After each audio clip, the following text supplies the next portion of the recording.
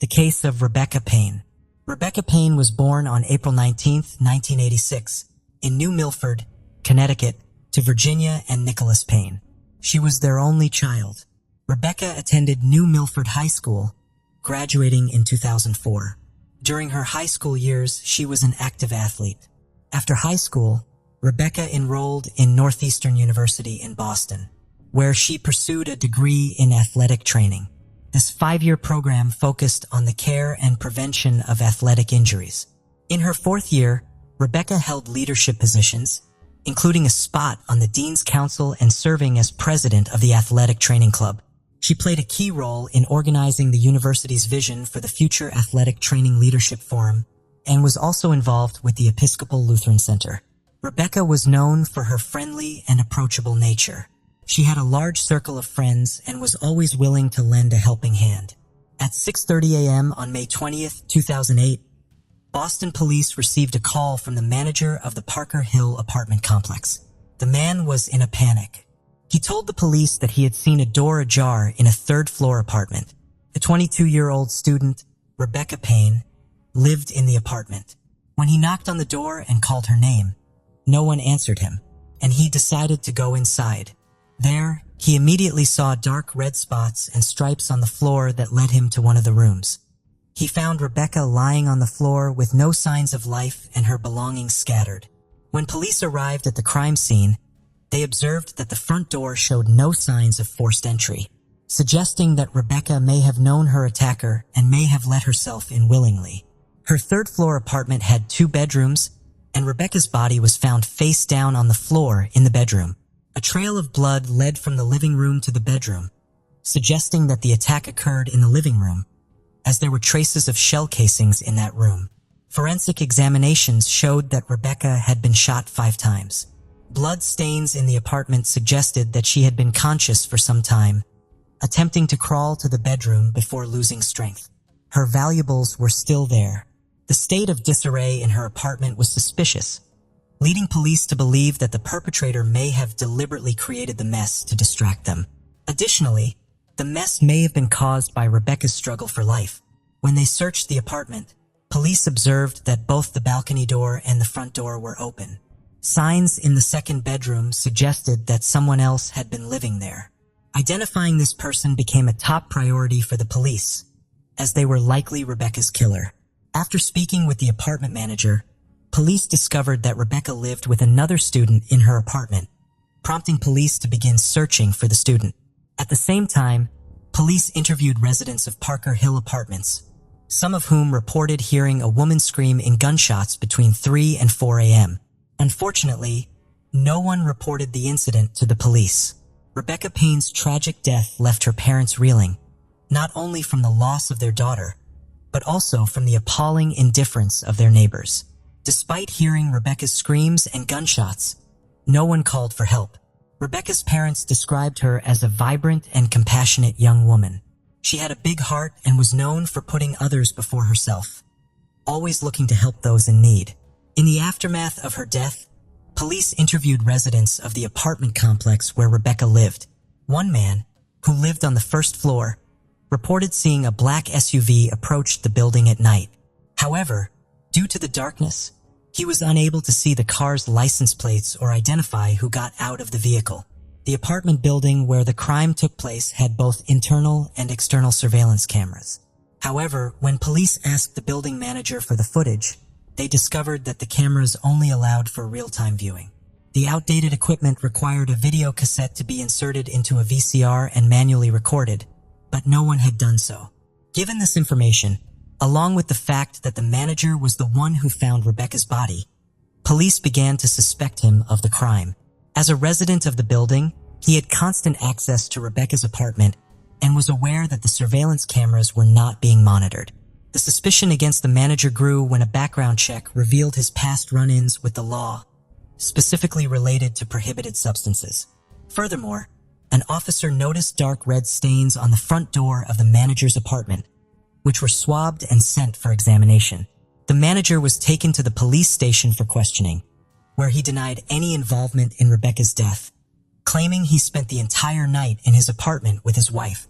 The police also spoke with his wife to verify his alibi. The woman's husband was initially a suspect, but his wife provided an alibi for his whereabouts during the night of the crime.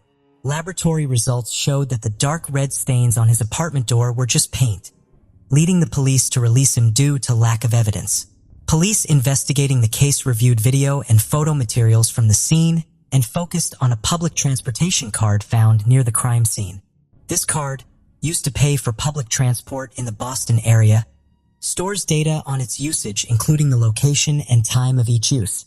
Traffic police provided police with surveillance camera footage of the card being used.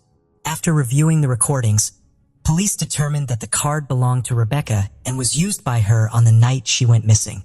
The footage showed Rebecca walking home, appearing calm and alone, with no signs of anyone following her.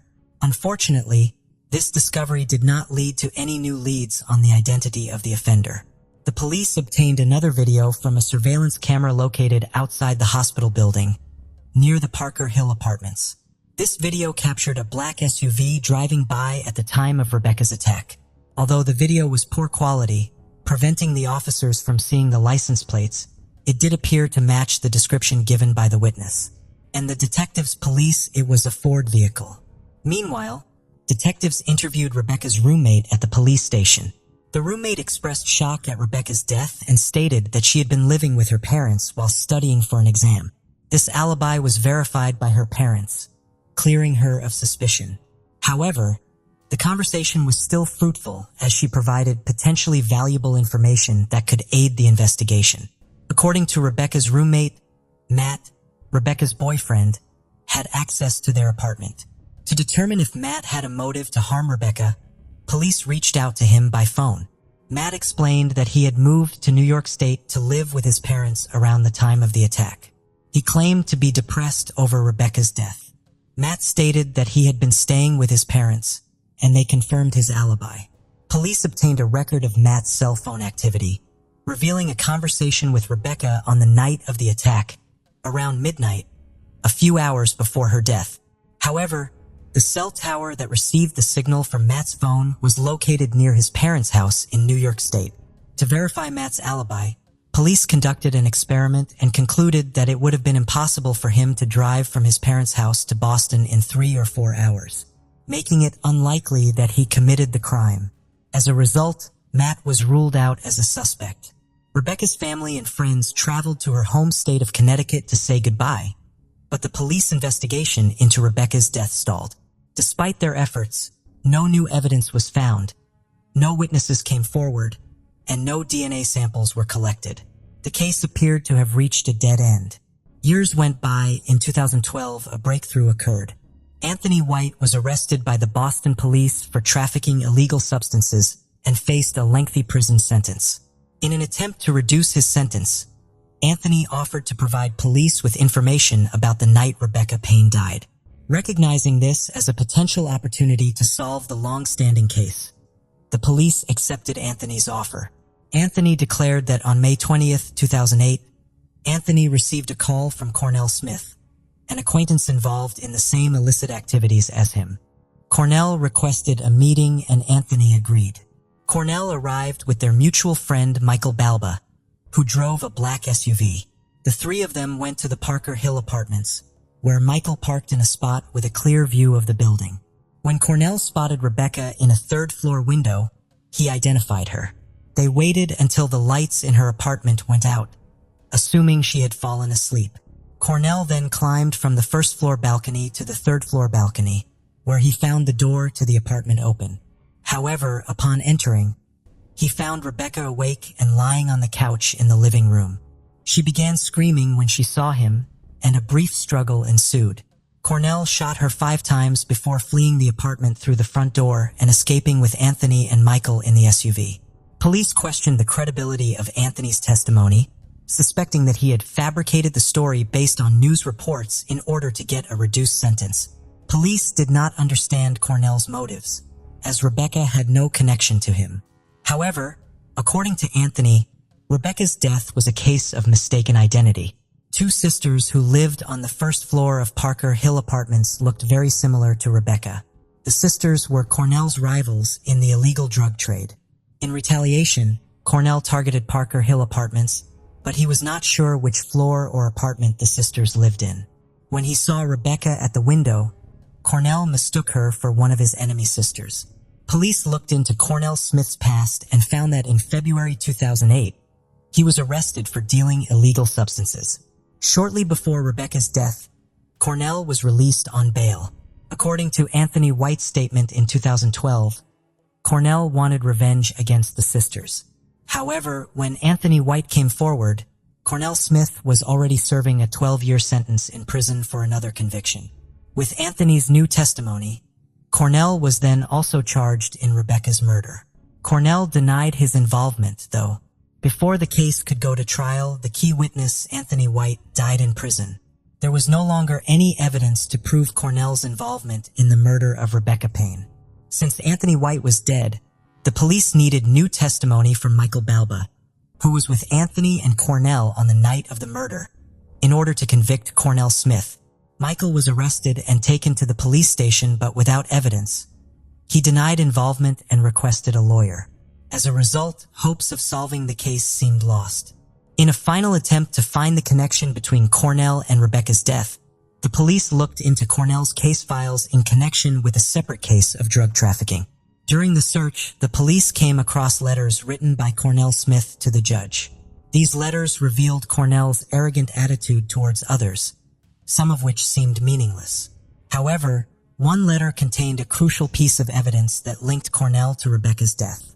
It remains unclear why these letters had not been scrutinized earlier, despite being addressed to the judge. The discovery of this key evidence ultimately helped police build a case against Cornell. In a letter written out of anger, Cornell referenced an altercation that had taken place in downtown Boston, leading to the unfortunate death of Rebecca Payne at the hands of Cornell. This letter confirmed that I, Cornell, was in Rebecca's apartment at the time of the incident. The trial took place in 2015. Jeffrey Karp, a defense attorney with more than 20 years of experience, was the first attorney to represent Cornell. However, Jeffrey withdrew from the case after an incident. Cornell suddenly stood up and struck Jeffrey Karp in the head with his handcuffed hand, causing chaos in the Suffolk County Superior Court in Massachusetts. Jeffrey Karp then opted not to prosecute, instead allowing the judge to appoint a new attorney for Cornell. Cornell Smith took a plea deal and pleaded guilty to taking the life of Rebecca Payne as part of the deal. He received a prison sentence of 18 to 20 years from the judge. To honor Rebecca's memory, her hometown renamed the local tennis court after her. A garden and a National Athletic Trainers Association scholarship fund have also been established in her name. According to Rebecca's father, Nicholas Payne, these tributes were created with one main goal in mind. We don't want her to be forgotten. North Miami is a suburban city located in northeast Miami-Dade County, Florida, United States. It has a population of just over 60,000 people. During the 1950s and 1960s, North Miami had a notable presence of organized crime, including various mafia families operating in the area. The mafia, also known as La Casa Nostra, established a significant influence on the city's underworld during this period. And it was during this era that the DeMaris were also flourishing in North Miami. Born in 1910, Joseph J. DeMarie grew up in Boston with his younger brothers, Dominic and Joseph. He and his brothers shared a close-knit bond which continued into their lives as adults. In 1928, the three brothers started a business selling fresh produce. They started with a push cart and later opened a store in Boston. Their sales grew and they moved to a bigger location in Quincy Market in 1930. By 1939, their business expanded nationally. The DeMarie brothers formed partnerships with tomato growers in different states like Florida, Texas, and California to meet the needs of supermarket chains. They were also the first in New England to import tomatoes directly from Cuba, ensuring a year-round supply for their customers.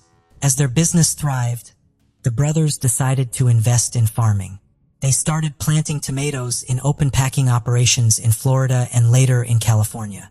They expanded to other locations like South Carolina. In 1937, Joseph married Josephine, who was just 2 years younger than him. In the early 1940s, Joseph, Josephine, and their 3 children, Joseph Jr., James, and Richard, moved from Boston to North Miami, where Joseph and his brothers had built their livelihood by selling fresh produce. Joseph DeMare lived in Miami Beach before moving to Keystone Island in North Miami. In 1953, Joseph's only daughter Linda was born. Unfortunately, his beloved wife Josephine passed away from breast cancer soon after in 1956. 3 years later, in 1959, Joseph DeMare married Frances, a woman 20 years younger than him. In the late 1950s, winter farming meant lighting kerosene lamps and placing them between rows of tomato plants to ward off the frost. Richard remembered his father waking them and then leading them to the fields to ensure their crops didn't freeze. Joseph and his 3 sons would drive into farms and work on the tomato plants before they were sent off to processing.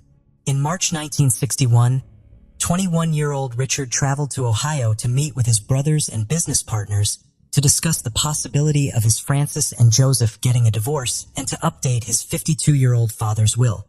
His stepmother, Frances, was not living with them at the time. Joseph DeMare ran various aspects of the business from Miami and frequently traveled across the United States and Latin America.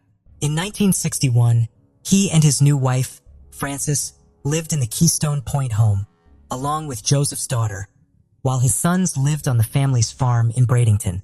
But what was about to take place was something none of them could have ever expected. It was a cold winter night in Bradenton on March 24, 1961. And at 3 a.m. Richard and his 2 brothers were fast asleep on their father's farm, but at the same time, the police received a frantic call from Frances DeMare, who told them a horrifying tale. She said that she and Joseph had gone out for dinner from the Keystone Point home. Frances had taken the wheel of their Cadillac Fleetwood, and Joseph sat next to her. As they left for dinner, they stopped at an intersection near the south exit of Keystone Point, just west of the broad causeway. Suddenly, 2 men jumped into their car, causing chaos. One of the men forcefully held a gun to the back of Frances' head, making her drive to an empty lot in San Souci Estates. Joseph turned to look and was violently struck in the face with the pistol. Frances screamed and also got hit. Frances was knocked unconscious when she was hit with the gun. When she woke up, she found Joseph dead in the seat beside her, and the murderers had fled. In a moment of panic, she raced through the brambles and bushes to a nearby Phillips 66 service station. It was from there that she called the police. Patrolman Ben Scola of the North Miami Police Department arrived at the scene as the first officer. He observed Frances at the gas station, noting that she didn't appear severely injured. There are scratches on her face and some specks of blood can be seen on her dress. The scratches seem self-inflicted, as if she ran her hands down her face. Frances informed him that she was knocked out or rendered unconscious and unable to witness the shooting. During the investigation, shell casings were discovered in the back seat of the Cadillac.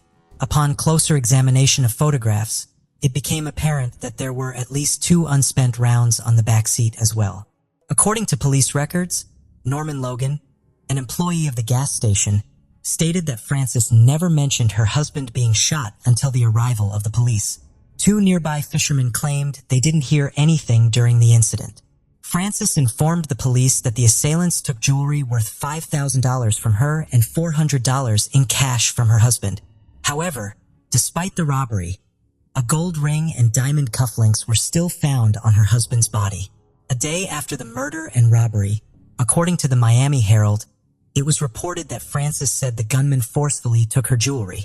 Despite being ordered not to turn around, she disobeyed, and one of the bandits struck her with his pistol, causing her to lose consciousness. However, to the police earlier, she said that her husband had turned around. The article went on to say that upon regaining consciousness several minutes later, Frances discovered that the attackers had fled, and her husband was slumped against the car door, with blood flowing from his head. Overwhelmed with panic, she swiftly made her way through the brambles, bushes, and sharp rocks to a nearby Phillips 66 service station where she called the police for assistance. During a subsequent interview with the Miami Herald, conducted after the murder, Frances revealed that the assailants referred to her husband as Frank instead of Joe for some unknown reason. She speculated that they may have mistaken Joe for someone else. This information was also not given to the police when they had spoken to her about the murder. Other news reports from the time stated that Frances recounted how the gunman violently struck her with the pistol when she became hysterical as they attempted to take her jewelry. This caused her to lose consciousness, and upon waking up she discovered that her husband had been shot. The hysterical part here was again not mentioned to the police in the interview they had conducted with Frances. In another article published by the Herald, it was mentioned that Frances reached the gas station and informed Norman Logan, the owner's son, that the two men had entered the car, one in the back and one in the front. But when the police arrived at the gas station on the night of the murder, Norman had made it clear to them that Frances had not mentioned the murder until their arrival. There were many discrepancies in the way that Frances was explaining the shootout in the murder scene. Was this because she was under pressure from someone? While all this was happening, Joseph's brothers weren't in the picture at all. Were they hiding something? The passing of Joseph meant that the DeMari business would only be divided between the two remaining brothers, a motive the police looked at closely at the time. Frances wasn't done yet, though. She proceeded to provide an exclusive interview to the Herald, again in the same week, where she recounted the events again. This time she explained that as they approached the Causeway Base-Ashore intersection, two men suddenly entered the back seat of the car. A car was trailing behind, but there was no other traffic on the causeway. Frances was at the wheel, and one of the men held a pistol to the back of her head, telling her to follow their instructions precisely. They directed her to continue straight ahead towards San Souci Estates. After driving for approximately 1 block, they ordered her to make a right-hand turn off Bayshore Drive. Curiosity prompted her husband, Joe, to ask the men what they wanted. One of the assailants responded, stating their intention to obtain his money. They insisted that both Frances and Joe keep their heads facing forward, but Joe repeatedly turned back, attempting to resist them. On one occasion, he turned and received a forceful blow to the face. He then turned to Frances, and she saw that he was bleeding. Shortly after, he turned back again, and they struck him once more. In response, Frances began screaming. The attackers then hit her twice on the head. When she regained consciousness, she found herself lying on the gravel outside the car. The assailants had taken all her jewelry valued at approximately $5,000. Joe had around $400 in cash at the time, which she later discovered was also taken. Frances firmly believed that the men were not amateurs. Their composed and methodical demeanor left her convinced of their experience. Although she did not get a clear look at them, their manner of speaking did not align with that of hoodlums. Frances could not shake the thought a terrible mistake had been made, since the men referred to her husband as Frank instead of Joe for some inexplicable reason. She said that she believed that they had mistaken Joe for someone else, or perhaps their primary motive was simply robbery. She did not believe that they had any intention of causing harm. Now, in this interview, Frances logically covered all the points that did not match the statements she gave to the police in interviews she gave to newspapers. But why was she defending her statements? If she had a concussion from the blows she received on her head, it was obvious that she would not remember all the events precisely. But what was more interesting was that she was defending the assailants too, by saying that they might have mistaken Joseph for someone and their prime motive was only robbery and not murder. This led the police to theorize that the killer was maybe someone very close to Joseph and Frances. Since technology was not very evolved in those days, the police could not gather any DNA samples or even fingerprints that could help them identify the killers. There were no other clues because nobody saw the killers and they fled before Frances gained consciousness. So the case gradually went cold. But Richard, Joseph's son, remembered that there was some tensions between Frances and Joseph before Joseph got murdered. In fact, Richard had a meeting with the other family members to discuss his father's will, and also the divorce with Frances, and Frances was not living with Joseph at the time of the murder.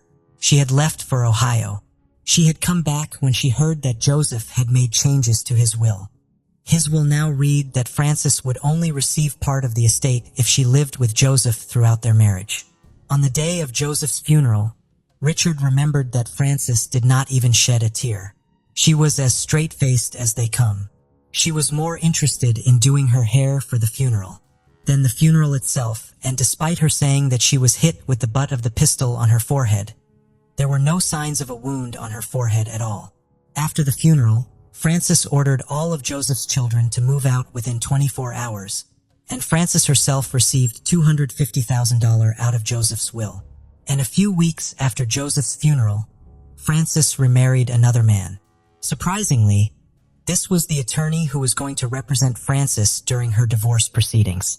Almost 2 decades later, in the 1980s, Richard started looking into the case again with the help of an attorney and volunteer, Paul Novak. Novak was experienced with crimes happening in and around Miami. After much consideration, Novak advised Richard to send the case to a forensic scientist. Novak knew that there had been a lot of organized crime occurring in Miami in the 1960s, and there were many crimes linked to one another. So Novak and Richard thought that this might be a mafia hit, as Joseph was a successful businessman. In 1991, almost 30 years after Joseph's death, Richard DeMari saw another perspective on the case. He reached out to John Thornton, a forensic science professor at the University of California, Berkeley, for a second opinion. After reviewing the case, Thornton wrote a letter to the Miami-Dade police expressing his doubts about Frances's statements. He found it unlikely that the situation she described matched the gunshot wounds, which seemed to have been fired from 2 different angles.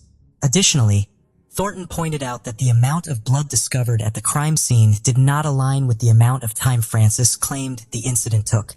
But the police could not consider it because there was no evidence. Another police officer at that time revealed that Frances could have been suspected during the initial investigation, but a high-ranking official had ordered the police to not conduct an investigation on Frances as she was widowed in grief and also a victim, and hence the police did not further investigate the Frances angle, nor did they question her again. Then, for decades later in the 2000s, some officers came to Richard with a list of suspects. The police department was looking into the older cases, and Joseph's murder was one of these. These suspects were already on the list that Richard had made through his own investigations, but Frances was not on the list. In 2006, Frances DeMari died. She was 82. She had married 4 times, including her marriage to Joseph DeMari. Around 2019, almost 6 decades after Joseph DeMari's murder and 2 decades after Frances' death, the homicide squad at the cold case squad of the Miami-Dade Police Department, along with Paul Novak, started turning the pages of the Joseph DeMari cold case file again. In the old police reports, they found many clues regarding the investigation.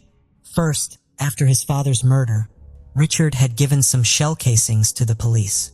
These shell casings came out of a .25 caliber SATA, an Italian auto pistol, a gun that Joseph owned but was with Frances all the time.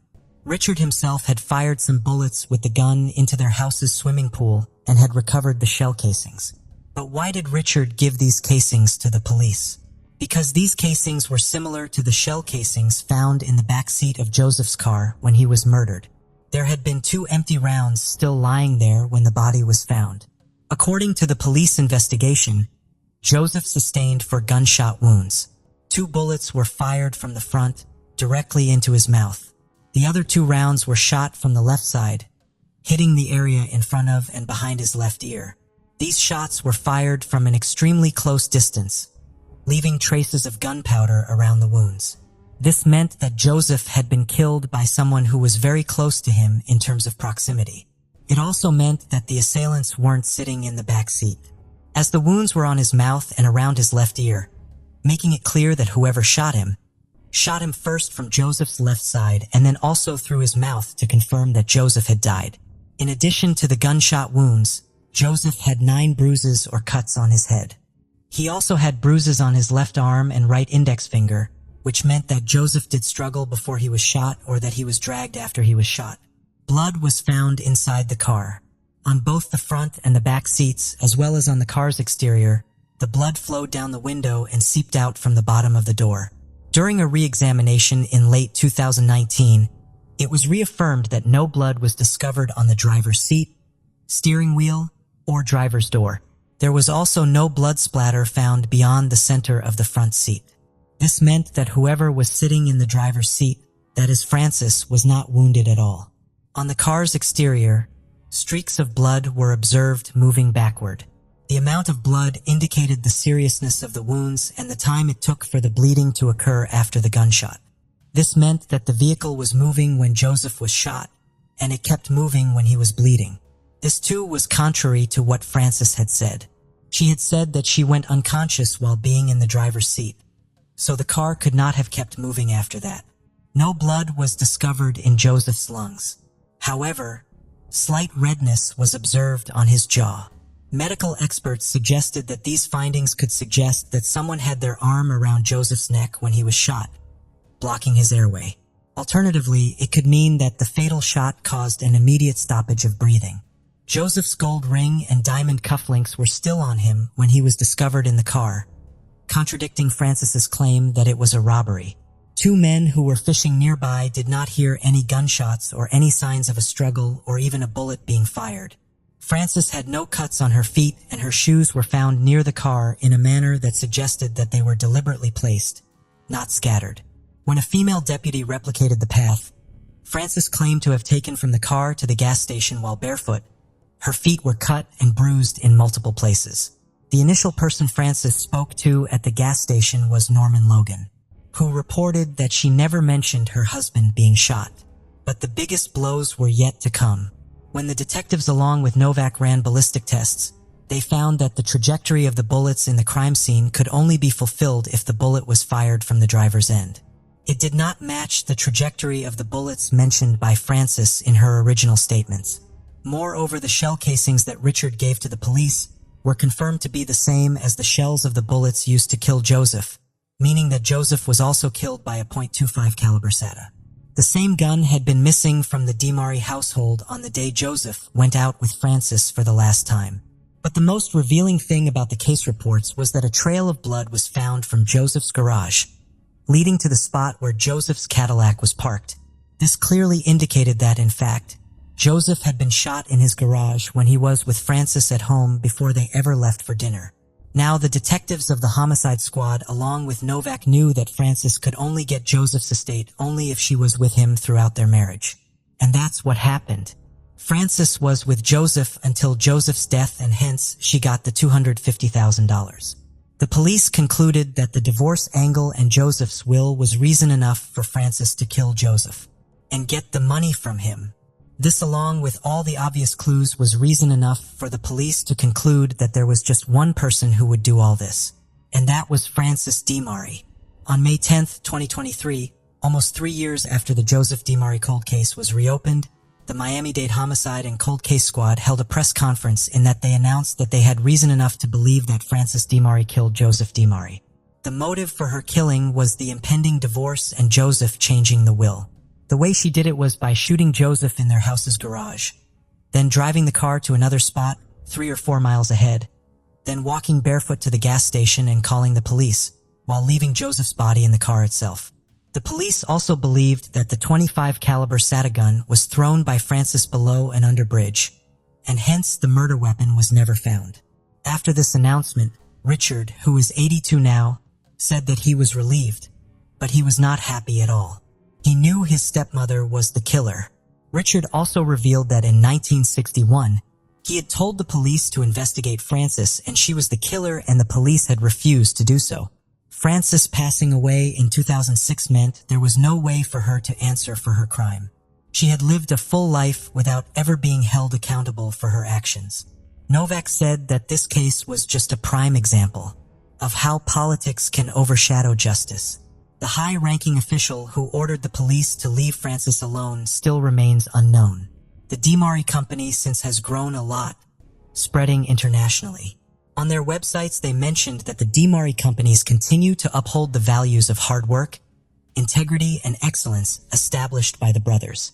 They believe that their determination and perseverance live on through future generations of the DiMari family and their dedicated employees. Richard was also influenced by these values and continued to seek justice for his father. And despite the fact that his stepmother will never see justice, he can have some peace in knowing that she did it. Why do you think Frances was not looked at more closely during the initial investigations? The case of Amanda Anderson. Amanda Anderson was born on October 10, 1990, in Fridley, Minnesota, to Mark and Stacy Kennedy Anderson. Amanda lived with her family in New Chapel Hill, about 100 miles from Dallas. It's a small city with a population of less than 1,000 people. She grew up to be a bright and ambitious young woman, graduating with honors from the Tyler Gospel Chapel School in 2009. Amanda is an employee of Trinity Mother Frances and a student at Tyler Junior College.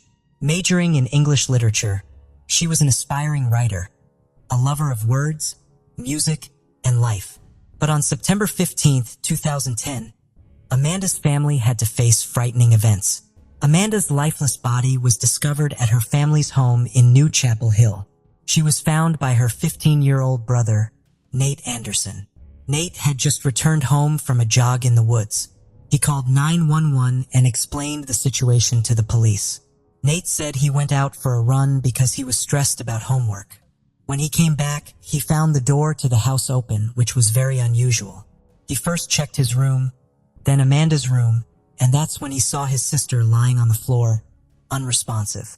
The police asked Nate to clarify which door was open, and he explained that people usually entered the house through the garage door. Nate was very emotional, and the police tried to calm him down. When asked if he touched anything in the house, Nate replied that he did not. During the 911 call, Nate told the police that he had discovered the body of his sister Amanda. When asked if Amanda had been shot, Nate replied that she had multiple bullet holes in her head. When the police arrived on the scene, Nate told the same story. Further investigation by a criminologist revealed that Amanda had been sitting up in bed when she was shot. Then she fell to the floor. Notably, there was no sign of a gun or shell casing at the crime scene, suggesting that the perpetrator may have taken the weapon with him when he left, or may have used a revolver, which does not fire a shell casing. Amanda's parents were devastated and could not understand what had led to this tragic event. Being deeply religious people, they found it difficult to understand who could be capable of such a heinous act. Their daughter had just graduated from high school and was a kind person who did not want to harm others and had no enemies. Police began canvassing the neighborhood where the crime occurred to gather more information about Amanda and her family. In interviews, a nearby resident said that Amanda Anderson's family was happy and very religious.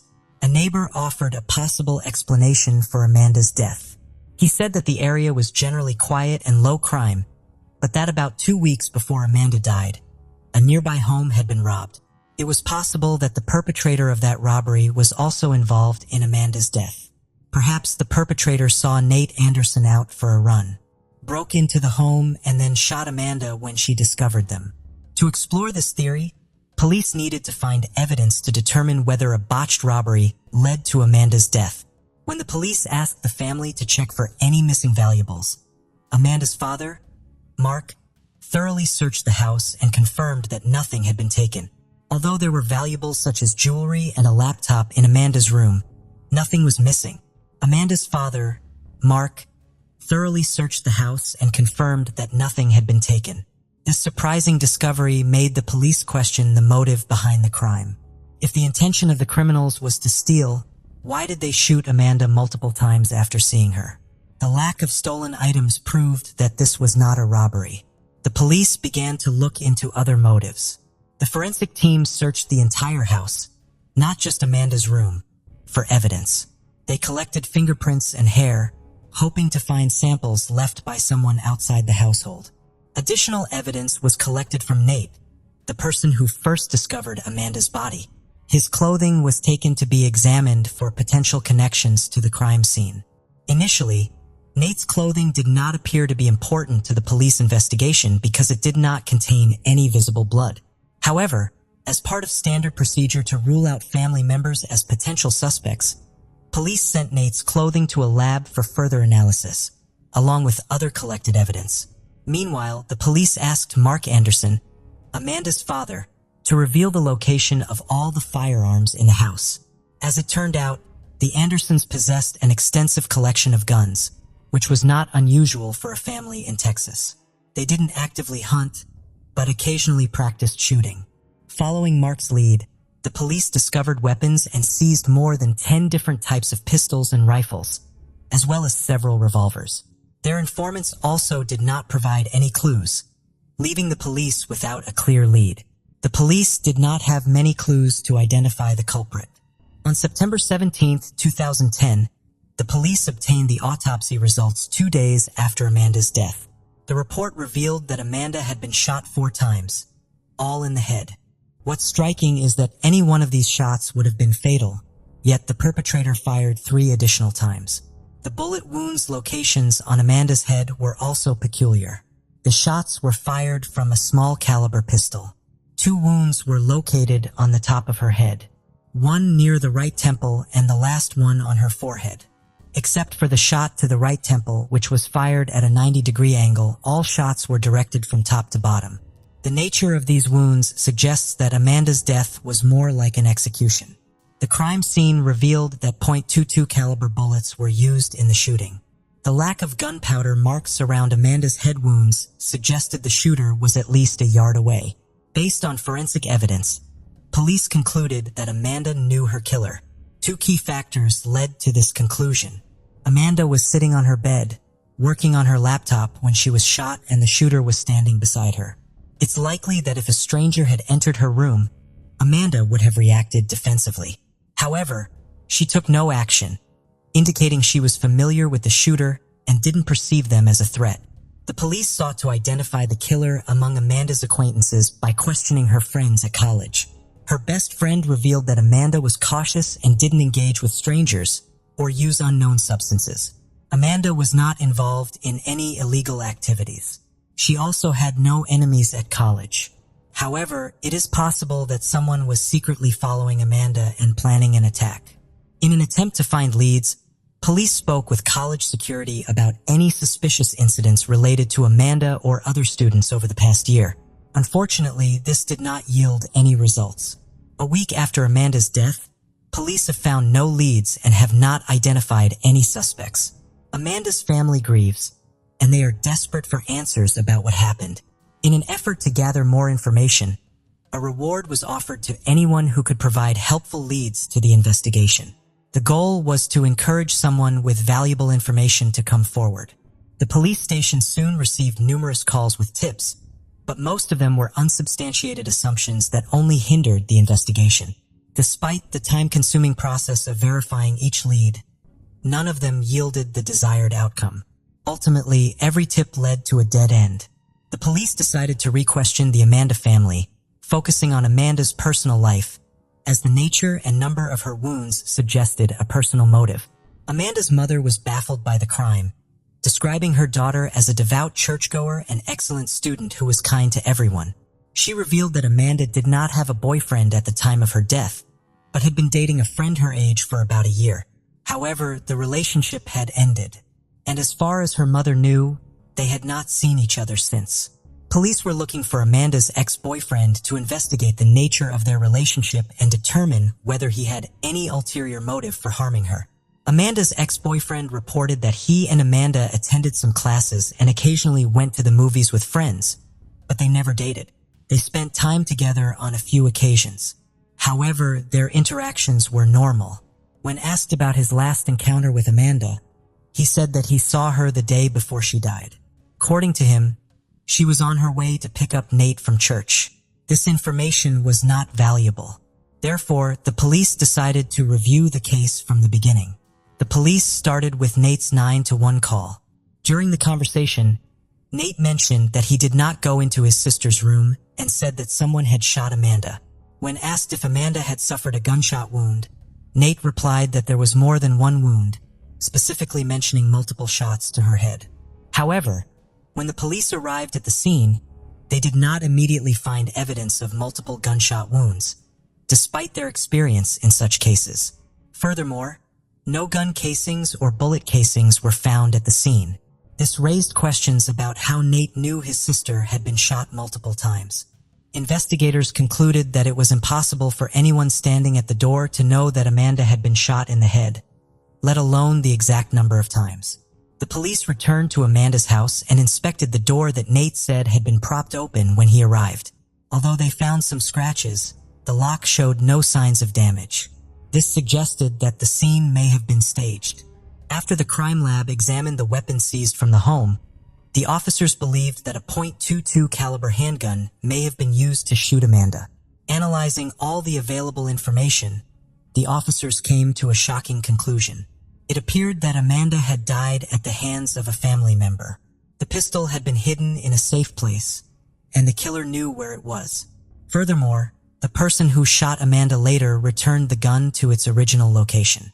Amanda's parents were not home on the night of the murder. Her father was having dinner with a friend, and her mother was at work. Only Amanda and her 15-year-old brother, Nate, were home. Therefore, all the initial evidence pointed to Nate as the prime suspect. However, the police did not understand the motive behind the crime, especially why Nate used their father's gun to harm his sister. To gain a better understanding of the events, the police took a closer look at what happened that evening. According to Mark Anderson, he had called his daughter to remind her to pick up her mother from work. 12 minutes later, Mark received the call from Nate, who was crying and claimed that someone had shot him. What the police found surprising was that Nate had called his father before dialing 911. The police needed concrete evidence before they could file any charges. Their goal was to avoid causing further heartache to Amanda and Nate's parents. The police decided to speak with Mark Anderson without directly accusing their son. However, Nate's parents soon realized that the police suspected their son. In an effort to gather more information, the police asked Mark if Nate had recently used a .22 caliber pistol. Mark revealed that he had given the pistol to Nate a few days before Amanda's death, after which Nate had used it in the backyard for shooting practice. A subsequent search of Amanda's home led the police to the discovery of several .22 caliber shell casings in the backyard. While these casings matched the bullets found in Amanda's body, it was still possible that this was just a coincidence. More evidence was needed to establish a definitive connection. However, 2 weeks after Amanda's death, Nate's clothes, which he had been wearing when he found his sister dead, were sent to a lab for testing with luminol. The chemical reaction showed traces of blood on his clothes. A blood spatter expert concluded that Nate Anderson had either been in the room when the shooting occurred or that he had fired the fatal shots. Tests confirmed that Nate's clothes had his sister's blood on them. This raised many questions, as Nate and Amanda were known to be close and affectionate siblings. Their parents described their relationship as loving, and family photos showed the siblings getting along well. On November 10, 2010, police got a warrant for Nate Anderson. They found him in the church and arrested him for murder. Everyone familiar with the case was shocked. No one could believe that Nate would do such a thing. The trial began on October 24th, 2011. It was a long and emotional road for many, especially Amanda's family. Despite the evidence against the young teen, family members vowed to stand by Nate. Nate's grandmother said that Nate knew nothing but church, school, and love, and that Nate would never hurt his sister for any reason in the world.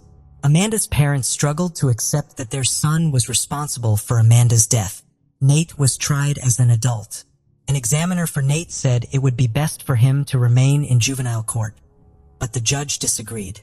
For the first time, the state revealed some of the evidence police found in Amanda's home after Amanda's death. Prosecutors claimed that Nate's computer showed a history of repeated visits to adult websites and drawings of violent scenes. Additionally, one of the text messages on Amanda's phone said Nate should be shot. Her friend asked for what? She replied, for putting big staples in Amanda's head and never helping around the house. Nate Anderson eventually pleaded guilty to a first-degree crime in February 2012 as part of a plea deal. Prior to his guilty plea, Nate confessed to a psychologist and then to his parents that he was responsible for Amanda's death. According to a statement released by the parents, Nate told them that he shot Amanda with a handgun found in their home. Mark Anderson, Nate's father, stated that Nate begged for forgiveness, which he granted.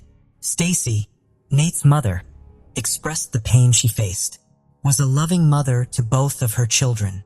As a result of the plea agreement, Nate was sentenced to 20 years in prison with the possibility of parole after 10 years. His attorney believed that entering into a plea agreement was in Nate's best interests, as neither Nate nor his family wanted the case to go to trial. Great Falls is a city located in Montana known for its scenic beauty and vibrant community. The city is named after the series of waterfalls on the Missouri River, known as the Great Falls of the Missouri. The city offers a mix of natural beauty and urban amenities, with attractions like Giant Spring State Park and River's Edge Trail. And it is here that today's story takes place. But first, let's start from the very beginning. Dwayne Bogle was born on January 18, 1937 in Waco, Texas. His parents, James George Bogle Jr. and Albuquerque Walker, welcomed him with open arms. Dwayne was a high school graduate from Waco and was adored by his family for his charming personality and great sense of humor. As fate would have it, Dwayne's journey took him to the U.S. Air Force in 1955. Fresh-faced and full of ambition, was likely his first assignment after completing basic training and technical school. He was stationed at Malmstrom Air Force Base in Montana. For 8 months, he served as an airman second class near the charming town of Great Falls. Little did he know that during his time there, he would meet the love of his life. Patricia Kalitsky was born on August 20th, 1939 in the small town of Great Falls. She was a junior at Great Falls High School, and her classmates thought she was funny, caring, and full of energy. She always had a big smile on her face. Patricia seemed to be talented in everything she attempted, including ballet and tap dancing. In December 1955, 16-year-old Patricia crossed paths with 18-year-old Dwayne. They both shared a passion for dancing and singing, and as fate would have it, Dwayne fell head over heels for Patricia while stationed at Malmstrom. Their connection was instant, and despite knowing each other for only a few weeks, they couldn't bear to be apart and dreamt of a future together. Patricia's family welcomed Dwayne with open arms, and during Christmas of 1955, he even stayed at their home, becoming a part of their festivities. On that eventful day, January 2nd, 1956, Dwayne and Patricia embarked on a journey to Wadsworth Park full of joy and anticipation. They said goodbye to their families, burning with excitement for their very first trip together as a couple. Little did they know that this adventure would soon take an unforeseen turn, altering the course of their lives forever. They had planned to be back home by 9 p.m., but as the hours ticked away, Patricia's parents grew increasingly concerned. Patricia, known for her responsible and punctual nature, had failed to return by her usual 10 p.m. curfew. Frantic with worry, Patricia's parents reached out to her older sister, hoping for any clue of her whereabouts. But Patricia was nowhere to be found. They scoured the familiar places where Patricia liked to spend her time, yet she remained elusive. As their search grew more desperate, a troubling possibility crept into their minds. Could Patricia have followed in her sister's footsteps and eloped with Dwayne, having already experienced the pain of betrayal from their elder daughter? As years back she too eloped with her lover, they reluctantly believed the notion that history might be repeating itself. Fearing the worst but burdened by their past heartbreak, they hesitated to involve the police, unsure if Patricia had willingly vanished or if something more sinister had occurred. On a cold January 3rd, 1956, 3 adventurous boys went for a hike near Wadsworth Park in northwest Great Falls, Montana. As they walked along a dusty path, they came across a strange and unsettling sight. There was a car, parked between 2 trees, still running with the radio playing loudly. Its headlights were still on, and the emergency brake was on. It seemed like the driver had vanished just moments before. Fueled by curiosity, the boys cautiously approached the vehicle. To their shock, they discovered a lifeless man lying face down, partially trapped under the vehicle. They noticed that his hands had been tightly bound behind his back, using what looked like his own belt. The boys immediately alerted the authorities, who wasted no time in rushing to the scene to investigate. They carefully scoured the entire area, being careful not to disturb any potential evidence. During their examination of the body, they found a gunshot wound to the back of the man's head. Surprisingly, there were no other signs of injury on his body. This suggested that the killer's only motive was to end his life swiftly, without prolonging his suffering. As the police searched the car, they stumbled upon a crucial piece of identification, a driver's license belonging to an 8-year-old man named Dwayne Bogle, which provided a vital lead in the case. The police minds raced with theories, one of which was robbery. The car's engine was still running, indicating a swift getaway by the killer after snatching valuables. But then they had a terrifying suspicion. They believed that something more sinister than just robbery had occurred. At that time, kidnappings were occurring frequently, which raised concerns that Duane might have been deliberately chosen as a target. It appeared that the perpetrator's original plan had gone terribly wrong, resulting in the tragic decision to end Duane's life. The police were determined to find any clue, so they carefully searched every corner of the area. However, the predator had managed to cover his tracks completely, leaving no evidence behind. The police then contacted Duane's family and shared the devastating news of his murder. When Duane's parents received the shocking information, they were overwhelmed with disbelief and sorrow. They couldn't comprehend how someone could harm their beloved son, who was always full of joy and loved by everyone. It was an incredibly heart-wrenching moment for them. Upon hearing the news, Patricia's worried parents stepped forward and shared crucial information with the police.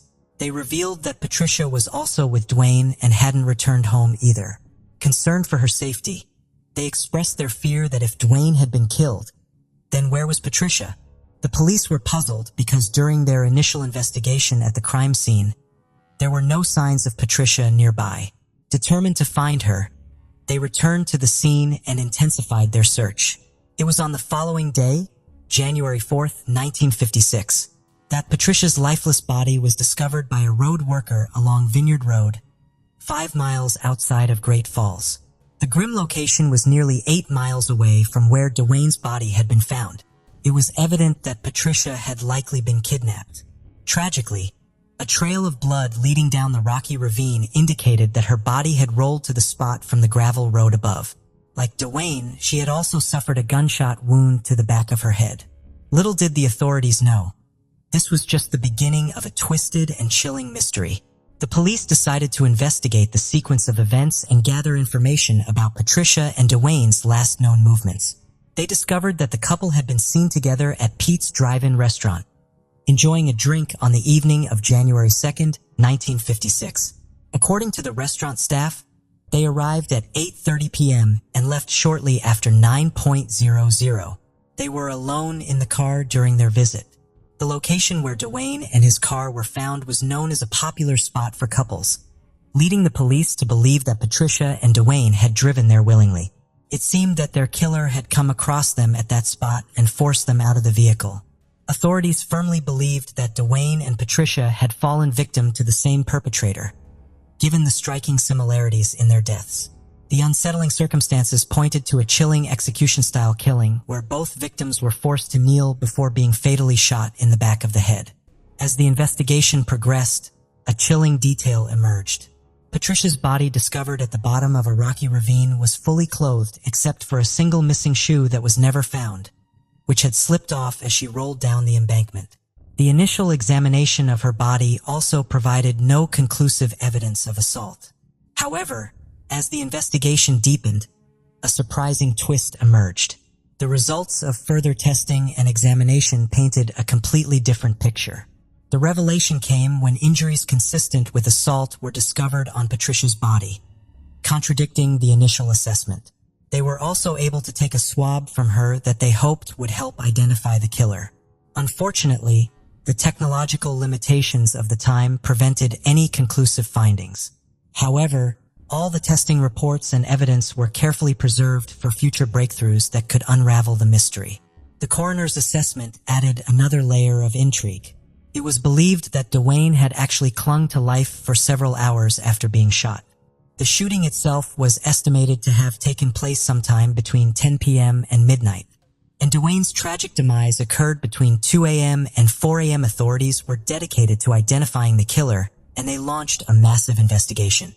Sheriff DJ Leeper from the Great Falls Sheriff's Office went the extra mile by using his own money to buy a polygraph machine that could potentially unlock vital clues.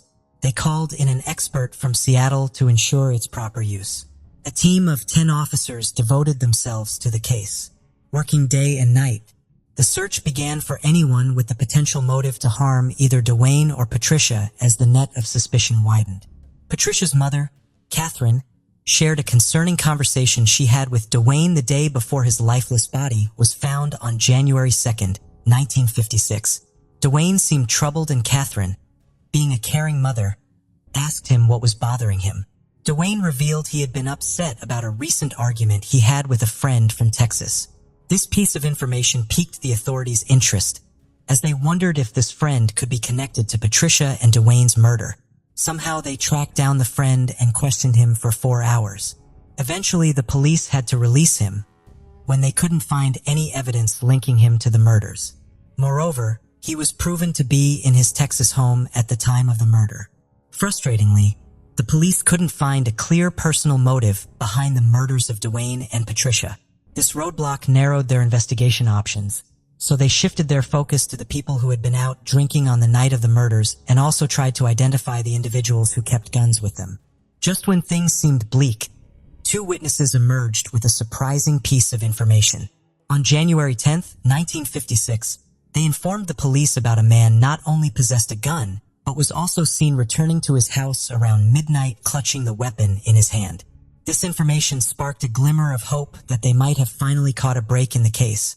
But their hope quickly faded. When they confronted the person and spoke with him, he vehemently denied leaving his house that night and claimed to not even own a gun. The police's suspicions were nearly enough to arrest him based on the testimony of the 2 men. However, in a shocking turn of events, the witnesses eventually confessed after hours of intense questioning. It turned out that they had been lying all along. Driven by their deep hatred for the man, they saw this ongoing investigation as an opportunity to fulfill their desire for revenge. This revelation left the police stunned and frustrated, realizing that they were back to square one in their search for the true culprit. After 2 months, in March 1956, Sheriff Leeper had to end the full-time inquiry into the case without identifying the killer.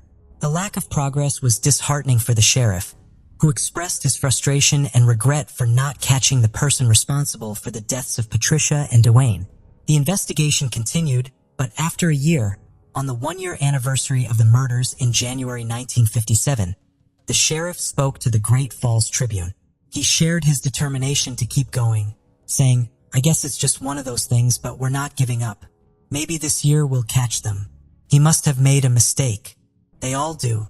Someday we'll find out what it was, and then we'll have them." The deaths of Dwayne and Patricia had a deep impact on their families and the communities they belonged to. Patricia's father, Henry, became emotionally numb and found it incredibly difficult to acknowledge Patricia's death. Patricia's sister, Darlene, shared in an interview with the television show Hard Copy that their father, Henry, couldn't bring himself to talk about Patricia or cope with the loss. In order to find solace, Darlene chose to cherish the happy memories she had with her sister. Despite the pain, both families knew that nothing could bring Patricia and Dwayne back. The loss was so difficult to comprehend, and finding closure seemed like a distant possibility. Patricia's mother, Catherine, shared that she and Dwayne's mother exchanged letters for years after the murder. Their correspondence served as a way for the 2 families to connect, united by the tragedy and grief they experienced. All the while, the case had been cold. In 2001, Detective Phil Madison joined the investigation into Dwayne and Patricia's murder with a fresh approach. He discovered a swab taken from Patricia's autopsy that had been stored as evidence for over 45 years. With advancements in DNA technology, the swab was sent to the Montana State Police Crime Lab for analysis. Shockingly, the lab found a cell in the swab that did not belong to Dwayne, confirming that Patricia had been assaulted. Authorities spent the next few years comparing the DNA from the cell to more than 35 suspects previously identified. However, none of the suspects' DNA matched the one found on the swab. The investigators also checked the DNA found on the swab against national criminal databases, but no match was found. They looked into suspects such as James Whitey Bulger, a notorious mobster from Boston, who had lived in the Great Falls area during the time of the murders. Bulger had a previous arrest for assaulting a 15-year-old girl in 1951. Another potential suspect was Edward Wayne, a convicted serial killer who had murdered 2 couples years after Dwayne and Patricia's death. The police thought he might have been in the Great Falls area during that time, but he denied any involvement. Both Bulger and Wayne were ruled out as suspects when their DNA did not match the DNA found on the swab. The investigation went on for another 18 years until a breakthrough emerged. Inspired by the technique used in solving the Golden State Killer case in 2018, Detective Sergeant John Cadnerin, who was assigned to the case of Patricia and Dwayne's murder, had a strong determination to take the investigation forward. He teamed up with forensic scientists to gather more DNA evidence from the swab taken during Patricia's autopsy. In 2019, they adopted a cutting-edge method called genetic genealogy, using biotechnology. This innovative technique allowed forensic genealogists to compare the DNA profile found at the crime scene with profiles in public genealogical databases. By analyzing the shared DNA, they were able to uncover distant relatives and construct a family tree. It was like solving a puzzle, connecting the dots between different individuals and their genetic ties. With the meticulous construction of the family tree, the investigators were on the verge of unmasking the suspect. However, there was a chilling twist in the story. The prime suspect had already passed away and his remains had been cremated, making it impossible to obtain a direct DNA sample from him. Undeterred, they turned their attention to the suspect's children, who resided near Great Falls, and requested their DNA for comparison. To their surprise, the DNA from the children confirmed that their father was the source of the cell found during Patricia's autopsy. It was a devastating realization for the children to discover that their beloved father was responsible for the death of two people. On June 8, 2021, the Cascade County Sheriff's Office officially announced the identity of the perpetrator in Patricia and Dwayne's murder as Kenneth Gould, who also lived in Great Falls. After thorough investigation and confirmation through DNA analysis, the authorities strongly believed that Kenneth Gould was the one responsible for the murders of Patricia and Dwayne. However, since Gould had already passed away, he could not face a trial or be officially named as the killer. Instead, they could only label him as the most likely suspect in the case. This groundbreaking announcement came more than 65 years after Patricia and Dwayne's tragic deaths, marking it as the oldest case in the world ever solved using the innovative technique of genetic genealogy. Kenneth Gould, a local horse trainer, had spent his early years in Great Falls, Montana. He got married in 1952 when he was 24 years old to 16-year-old Lulabelle Brown and started a family raising 5 children. Surprisingly, he lived just a short distance from Patricia's house and was frequently seen riding horses in the area at the time of the murder. Despite his proximity to the crime scene, Huld's name never appeared in the police files and there was no apparent connection between him and Dwayne or Patricia. Curiously, a month after the murders in February 1956, Huld sold his family property and embarked on a series of moves across Montana, eventually settling in Missouri in 1967. From that point on, he never returned to Montana. Gould's journey came to an end in 2001 when he passed away in Oregon County, Missouri at the age of 79. His life remained intertwined with the mystery of Patricia and Dwayne's murders, leaving unanswered questions about his possible involvement and the reason behind the murders. Speaking about the case, Detective Sergeant John Cadner from the Cascade County Sheriff's Office mentioned that people can have secrets they never tell anyone. Because a lot of time had passed between the murders and Gould being identified, many of Patricia and Dwayne's loved ones had already passed away and couldn't hear the news.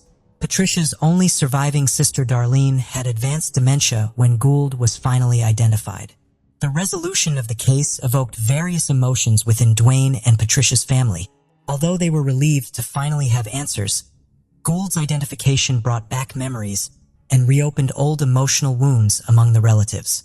Dwayne's niece, Karen Bogle McCarthy, expressed her thoughts to the New York Times, saying that the use of modern technology in solving the case was beneficial for her generation. Karen was the daughter of Dwayne's younger brother, James Jim Bogle, who had always looked up to Dwayne while growing up. Unfortunately, Jim didn't live long enough to witness the identification of his beloved brother's killer, as he passed away in November 2013 due to a neurodegenerative disease. Patricia and Dwayne's surviving family felt a great sense of relief, as they no longer had to deal with the wild speculations and strange theories surrounding the case. One theory that deeply upset Dwayne's family was the belief that he had become involved with the mob in Great Falls, leading to their tragic deaths. There are also rumors suggesting Dwayne's involvement with drug dealers in Texas. However, Gould's identification not only revealed the truth about who took Dwayne away from his family, but it also put an end to decades of speculation and rumors. While closure has been found, the emotional wounds remain for the families affected by this tragedy.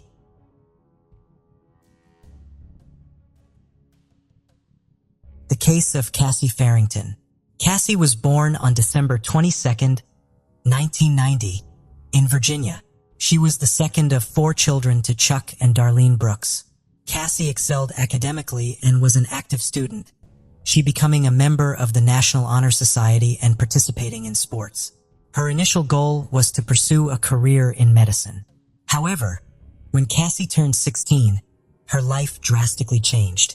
She became pregnant, which led her to change her future goals and plans. Several major changes in Cassie's life occurred in the next month. Cassie graduated from high school, gave birth to a baby, married Bradley Farrington, and moved out of her parents' house, all within a brief period, just 1 month. Several years later, she had another child. But over time, her family relationship began to deteriorate. Ultimately, the marriage ended in divorce. Despite this, she persevered, raising her 2 young children in Silver City, a small town with a population of about 10,000. At 22 years old, she worked as a nurse at the local hospital and rented a place from a coworker. As she turned 23, Cassie entered into a new relationship with a man named David Barry. He bonded quickly with her children, and she felt grateful for the way things were going good. Rather than rushing into things, they focused on building a life as a family unit. Cassie confided in her loved ones and coworkers that David had brought happiness to both her and her children, and she was hopeful that this new relationship would bring her the peace and happiness she had been missing after her previous failed marriage. On March 24, 2014, Cassie phoned her parents after finishing her night shift at the Silver City Hospital. They chatted for a few minutes, during which she shared her plan to drive home, pick up her children, and take them to school. Afterward, she intended to return home and rest for a couple of hours before picking her children up from school later that day. School staff called Cassie's parents when they couldn't reach her. Her children had finished their classes, but Cassie hadn't shown up to pick them up. Cassie's mother tried calling her, but there was no answer. Thinking Cassie might have overslept after a night shift, her mother asked Cheryl, her landlord, to check if Cassie was home and if she was okay. Cheryl went to the house and knocked on the door, but no one answered. She then walked around the house and peered through the back door window, noticing water pouring from the bathroom into the kitchen. She knocked harder on the door and shouted Cassie's name, but still got no response. With her own key, unlocked the door and entered the house. The sound of running water was louder and more distinct. As she walked across the wet floor towards the bathroom, Cheryl called out Cassie's name, her voice shaking slightly. Then she saw Cassie.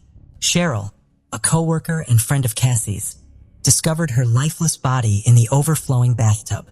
She was lying face down, wearing a house robe, as water continued to pour out. Despite Cheryl's first aid skills, she realized that Cassie had been dead for a few hours, as rigor mortis had already set in. This made CPR impossible. Cheryl immediately called 911 to report the incident. She then broke the devastating news to Cassie's parents over the phone, informing them of their daughter's passing. As Cheryl waited for the paramedics and police to arrive, she took a moment to inspect the house. She noticed that the second bathroom, located elsewhere in the house, also had an open faucet with running water. However, the hub there had an overflow protection, so the excess water wasn't running onto the floor but going down the drain.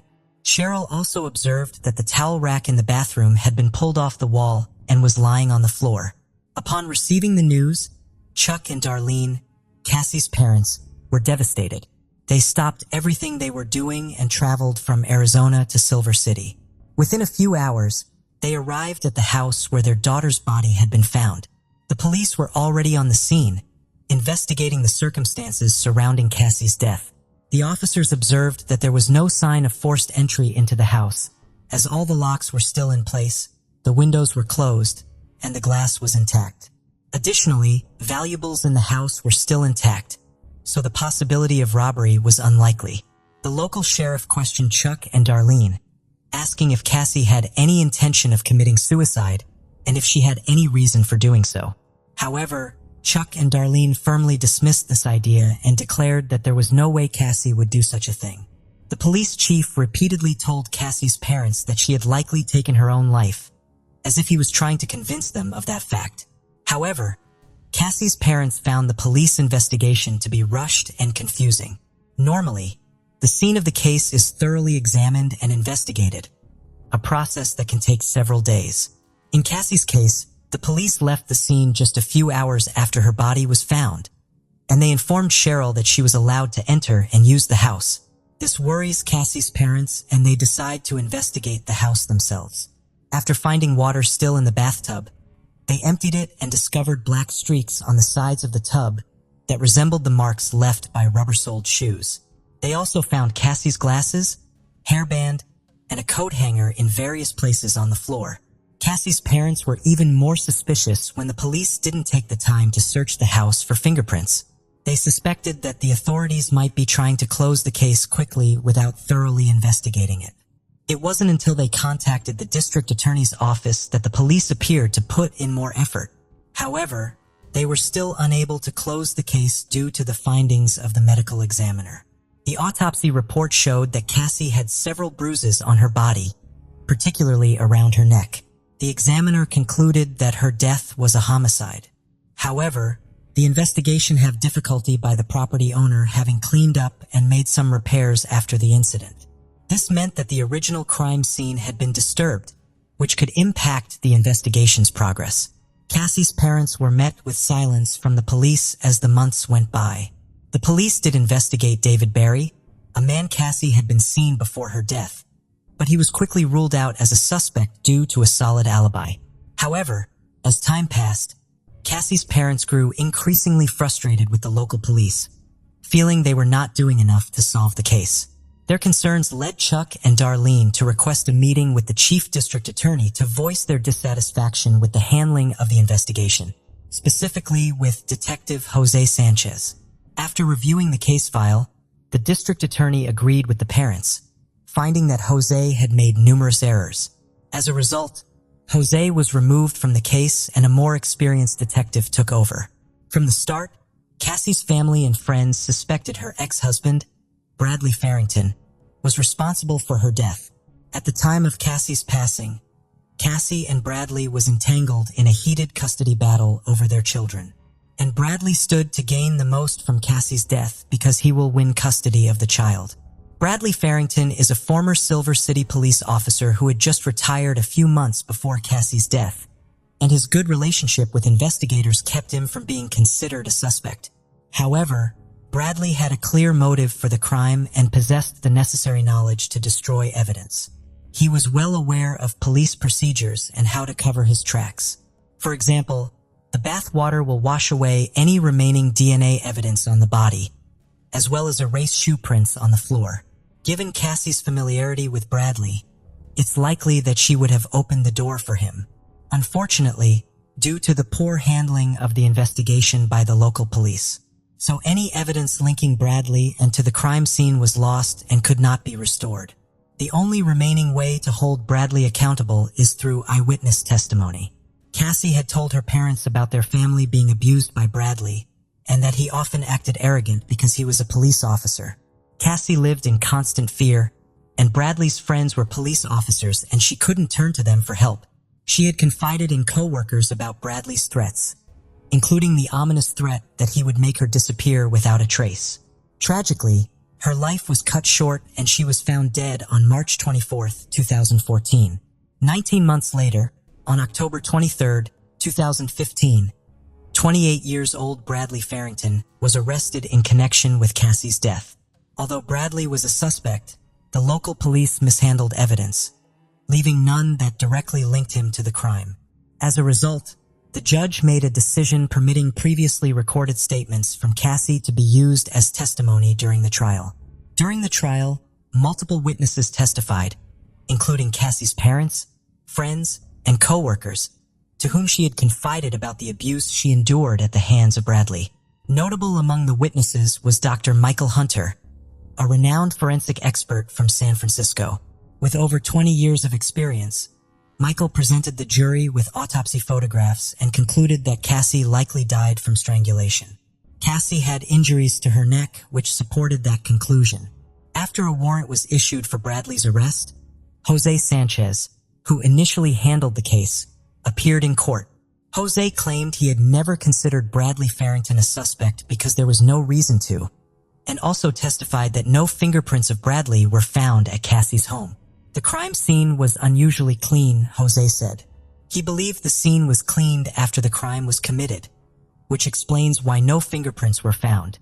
After 4.5 hours of deliberation, the jury found Bradley Farrington guilty on September 7th. In 2018, Bradley was sentenced to life in prison with the possibility of parole after 30 years. He later filed an appeal with the New Mexico Supreme Court in 2020.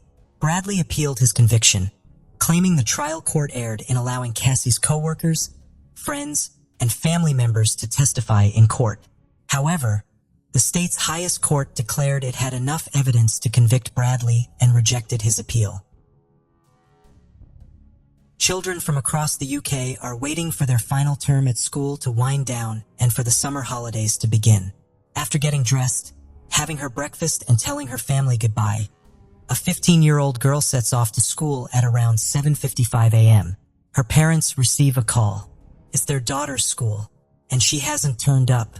She hasn't taken her phone charger. She hasn't taken a change of clothes, and she doesn't have any money with her. Danielle Jones has seemingly vanished.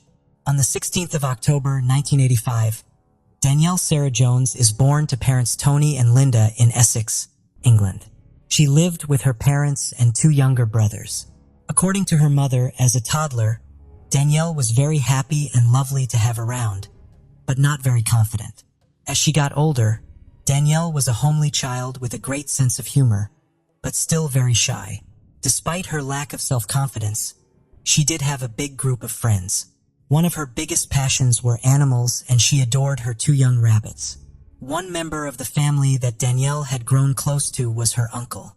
Tony's sister was married to a man called Stuart Campbell from Grays, Essex. The father of two worked as a builder, and when Danielle and her brothers were small, their uncle would spend time with them and play with them, treating his nephews and niece exactly the same. Linda said that he was a bit of a charmer, but also full of himself. When talking about the relationship between him and her husband Tony, she said that although they got along, there was something about Stuart Campbell that Tony didn't like. When Stuart married Tony's sister, Danielle had served as a bridesmaid, and Stuart Campbell was now part of the family. Campbell's presence had caused tensions. Linda and Tony had become frustrated with his constant intrusion. As Danielle grew older, he had taken a particular interest in her. He would meet Danielle off the bus as she got in from school. He would stand outside his van, making sure that everybody knew he was there. Danielle was embarrassed by this and didn't like the extra attention it brought to her. He would come to the house 4 or 5 times a week, to the point that Linda and Tony were becoming fed up with it. On one occasion, Tony recalled Stuart sitting on the sofa next to Danielle. He was repeatedly asking his niece, "Why are you embarrassed, Danielle? Why are you going so red?" When Tony intervened and asked what the problem was, Campbell brushed it off and said that there was no problem at all. Danielle had apparently tried to disengage with his behavior, but Campbell resisted. This was an incredibly difficult situation for Linda and Tony. If they confronted Campbell about his behavior and were wrong, it could cause immeasurable damage in the family. Also, all they had were seemingly isolated incidents that Campbell could explain away as innocent misunderstandings. On the morning she had gone missing, Danielle's brother was watching from the window. He saw her turn left as she went out of the gate, which was her normal route to school. Seconds later, he watched as she turned around and began walking the other way. She was also seen by 2 schoolboys who assumed that she could have been heading to a nearby shop, but she could have also caught the bus to school heading in that direction too. When the call came from Danielle's school, Linda was horrified. She knew their daughter was not a rule breaker and would never have bunked off. Her father said that even in the unlikely event that she had skipped school, she would certainly be home as soon as the sun started to go down. Danielle was afraid of the dark and would never have stayed out late. Her friends and family continued to text and call her. Danielle never answered. This was completely out of character for Danielle. She would often leave her mother notes telling her where she was going, if it was next door or to a friend's house, and she would always call when she got there. As family and friends went out and trawled the estate for her, Linda didn't leave the house or lock the door in case Danielle contacted them or came home. Tony went round to his sister's house. He couldn't get a response, but upon looking through the window, Tony saw camera equipment set up in the living room, which he found bizarre. It also seemed strange that everyone was out looking for Danielle, except Stuart Campbell. Linda said Tony was agitated when he arrived home, frustrated with his brother-in-law that he wasn't searching for her. It wasn't just her family who were incredibly concerned. Detective Superintendent Peter Coltman of Essex Police explained that Danielle's school friends were deeply worried and were actively seeking the help of police to also try and find her. Linda stayed awake most of the night, hoping that her daughter would walk back through the front door. As night fell, Danielle still hadn't come home. The police arrived at the house with sniffer dogs and went through the estate. They established the route that she had taken. They ascertained that she had walked and then retraced her steps. Her mother said that she was in shock and continuing to cling to the hope that her daughter was still alive and going to come home.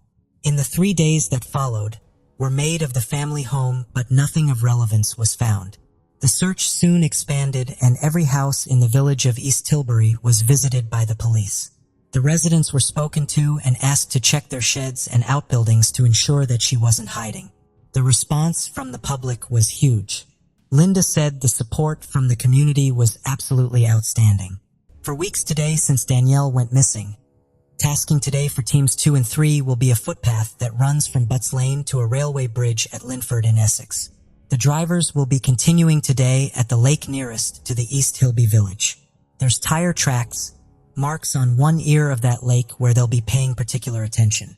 As the hours ticked by and with still nothing from Danielle, hope began to fade and the police were becoming increasingly convinced that something awful had happened to her. They referred the case up to the major investigation team. DC Ed Mayo was assigned to be the family liaison officer, whose job it is to support the family through the case and provide them with updates as and when the police get them. Family liaison officers provide that vital link between the family and the investigating team. As the investigation escalated, it was vital for Ed to build a rapport with the family and understand their dynamics. This would help determine what kind of girl Danielle was and how the family unit worked. Her parents raised their concerns with the police about her relationship with Stuart. Now that she had gone missing, they were concerned about what that relationship actually was. Danielle had now been missing for 3 days and suspicion was on one person, Stuart Campbell. Initial inquiries by Gray's police and then confirmed by the major investigation team centered around a blue van. A witness has seen the driver of a blue van talking to Danielle. There was also a sighting of a girl matching Danielle's description, having an altercation with a man in a blue van. Danielle's uncle, Stuart Campbell, owned a blue van. Once this information came to light, it confirmed the worst fears of officers. She had most likely been abducted. The press conference was quickly set up and the media interest in the story continued to grow. When someone goes missing, the press is vital in circulating names, photographs, and descriptions, hopefully generating new leads for the police. As the interest in Stuart Campbell continued to mount, the police dug into his background. What they found was horrifying. He had forcibly detained a 14-year-old girl in his house and taken indecent photographs of her. He entered a plea of guilty for this offense. Having served a year on remand, he was freed at the end of the trial. Whilst Linda and Tony knew that he had had a run-in with the law, when they asked questions, they were told it was nothing and all a big mistake. Linda would later say that she and Tony had been led to believe that he had been acquitted. Further investigations by the police found 30 victims over a 20-year period. His modus operandi was always the same. He would pose as a glamour photographer and hand out business cards with his details on them. He would lure unsuspecting victims back to his house and proceed to take indecent pictures of them under the guise that they were going to be glamour shots. Following his arrest for detaining the 14-year-old, He was able to manipulate the family into thinking that he was the innocent victim in a big misunderstanding. Policemen are so concerned about Campbell, they either needed to eliminate him or find evidence that implicated him. He was placed under surveillance, but his behavior only exaggerated their concerns. He didn't seem to be a concerned uncle whose niece was missing. He spent time driving to car parks, taking photographs of silver cars, which matched the description of his own Nissan Primera. It appeared he was trying to build an alibi for himself. Following the surveillance that lasted for several hours, the police had to make a decision. It was important for the investigating team to weigh up all the possibilities. It was vital that they didn't risk Danielle's life if she was still alive and being held captive by Campbell, but also that they didn't risk the possibility of him leading them to her. 5 days after she was last seen, at around midnight, Stuart Campbell was placed under arrest. As Danielle had moved into her teenage years, her relationship with her father could occasionally be strained, with Linda saying it appeared to be nothing more than what can happen with teenage girls and their fathers. Campbell spoke of this during his interview, saying that prior to Danielle going missing, the family was at their breaking point. Campbell's alibi was that he had been at a DIY shop in Raleigh.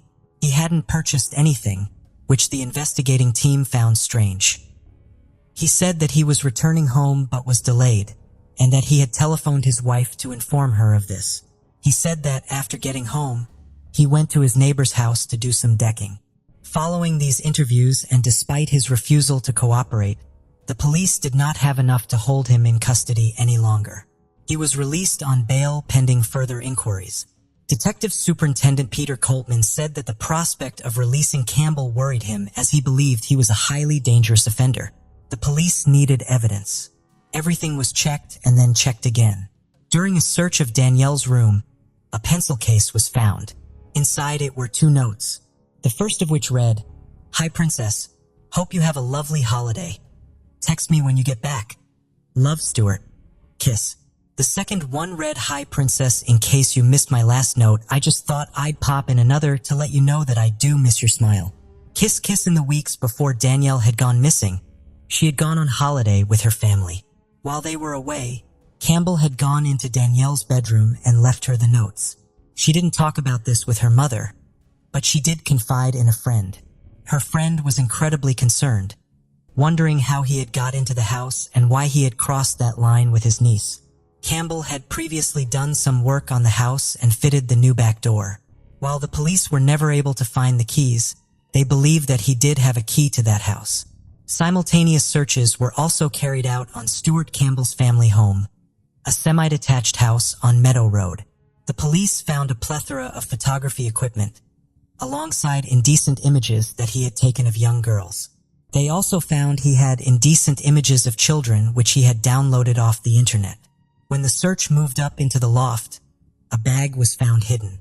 The bag contained many disturbing items, including lingerie and handcuffs.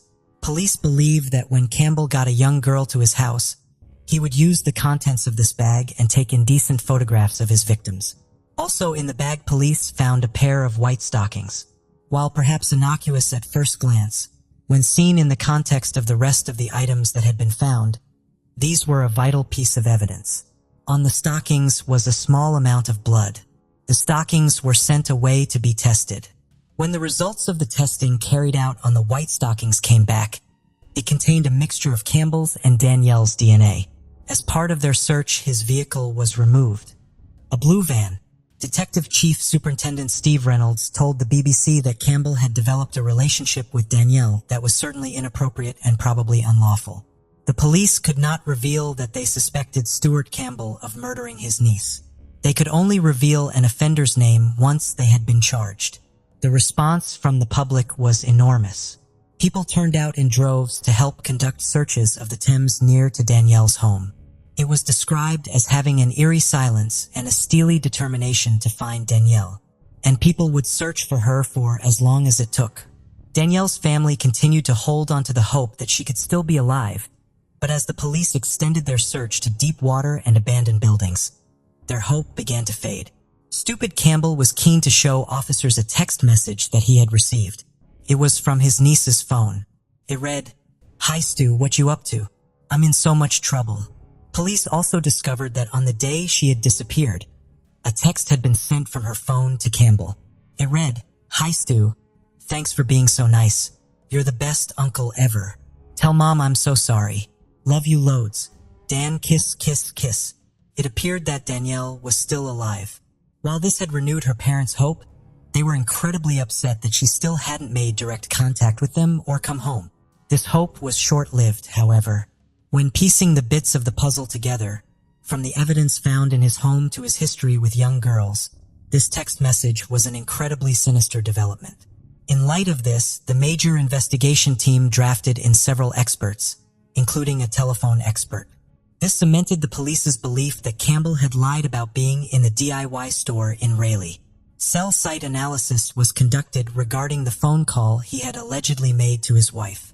It concluded the call had not been made in Raleigh, but rather in the East Tilbury, Corringham area.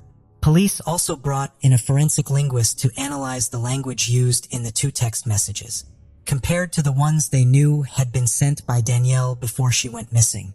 One thing that immediately stood out was the spelling of the word "what." The text message to Campbell showed it as WOT. Danielle never spelled it like this. She spelled it correctly when texting. Analysis showed that both his phone and Danielle's phone had been within the range of the same single phone mast when that text message was sent to him. Investigations also revealed that his phone and Danielle's phone were together near his home for around 30 hours after she vanished. In a bid to generate new leads and any new information, her devastated family appealed to the press. The case would soon be picked up by the BBC show Crime Watch, and 4 weeks after she had gone missing, an episode about Danielle would air. Her parents were interviewed as part of this episode. Her father said he did not believe that she would have run away. Linda begged for anyone with information to talk to the police. She said she understood that it was scary to come forward, but that it was necessary for them to find their daughter. Stuart Campbell had to answer his bail. Detective Chief Superintendent Steve Reynolds of the major investigation team said that based on the indecent images of the girls that had been found in his home, he was arrested and charged with these offenses, and he was taken to Harlow Police Station to be questioned by detectives. In the background, police continued to build their case against Campbell for Danielle's murder. Campbell's brother Alex visited him shortly after his arrest. He said, "The police asked me, could you go and talk to him? Then come back and just tell us your gut feeling. Tell us what you think." I went to see him, and within 10 minutes I knew he was lying. And there's never been any shadow of doubt in my mind since that moment. As the police continued to update Danielle's family, they were devastated that the man they thought they knew, they really didn't know at all.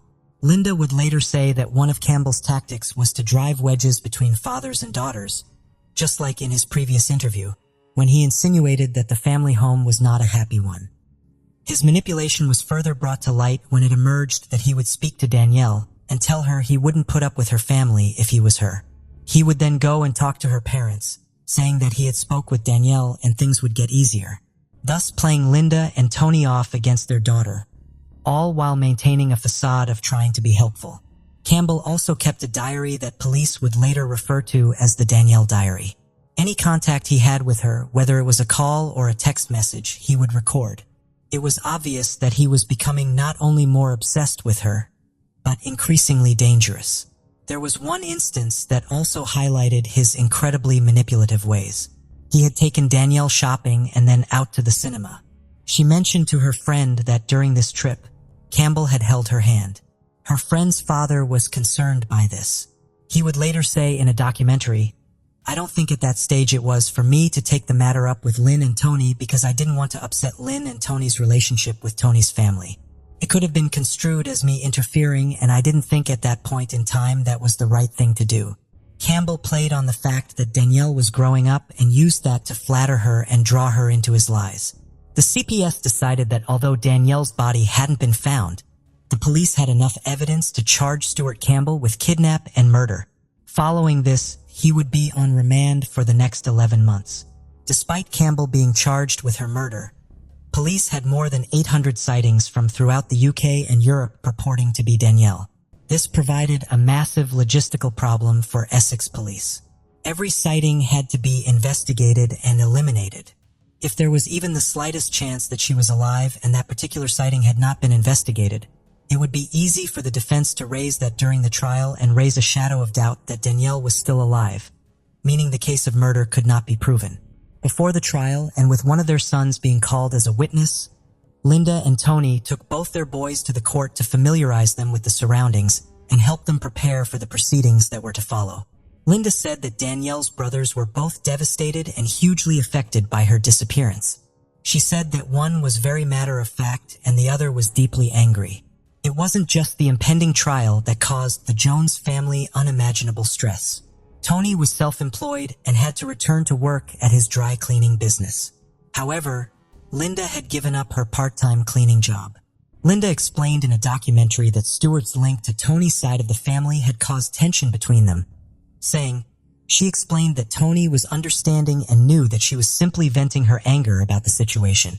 She spoke about how even simple tasks like washing and ironing clothes was now incredibly difficult for her as she had no clothes of Danielle's to do. In a documentary that followed the family in the year after Danielle's disappearance, Tony explained that there had been a falling out with his parents and sister too. It's gone too far now to get back together. In the months leading up to the trial, the search effort was increased to try and find her body. Not only was this about finding vital evidence that could help complete the puzzle, this was about giving her family the peace of mind they desperately needed and deserved. They needed to be able to lay her to rest and have their questions answered. 12 days before the trial, a body was found in Hampshire. The police quickly cordoned off the area and conducted inquiries to try and ascertain who it was. As the family, press, and public waited for news, the results came in. Millie Dowler was a schoolgirl who had been murdered by serial killer Levi Belfield. He would not face justice for her murder for under the 10 years. Hers was a case that would spark national outrage and inquiry into phone hacking, and would bring one of the United Kingdom's biggest newspapers to its knees. Tragically for the Jones family, they were now back at square one. It was time for the family to hold a pre-trial press conference. Facing the media was a mammoth task for the family. It was now time for the trial of Stuart Campbell, the man who had married into their family, the man they had trusted, the man who had put on a front of being a loving uncle, stood accused of the kidnap and murder of Danielle Jones. It was scheduled to last for 8 weeks at Chelmsford Crown Court. A journalist described Campbell as having an air of confidence about him, seemingly unfazed by the magnitude of the charges leveled against him. As they still had not found a body, the case of the prosecution was circumstantial, and they would need to convince a jury that Danielle had been murdered. The prosecution's case was that, unbeknownst to Tony and Linda, Stuart Campbell had been grooming Danielle, launching a campaign of manipulation, obsessing over her and driving a wedge between her and her parents. This was the first time her parents had seen him since Danielle's disappearance. Despite the rage and pain they felt, Linda and Tony sat in the courtroom and came face to face with the man who had ripped their family apart. The prosecution's case was reliant on several pieces of evidence. On the morning she was last seen, she had been seen talking to a man in a blue van, similar to the one owned by Campbell. She had gone missing without being in contact with her parents. The bloodstained stockings that contained DNA matching both Campbell and Danielle. His diary revealing his obsession with teenage girls and containing testimonies that he had manipulated young girls into posing for topless photographs. Another key piece of evidence were the text messages that Campbell claimed Danielle had sent to him.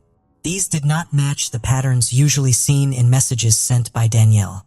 Her messages were sent in lowercase as opposed to these messages sent in all caps.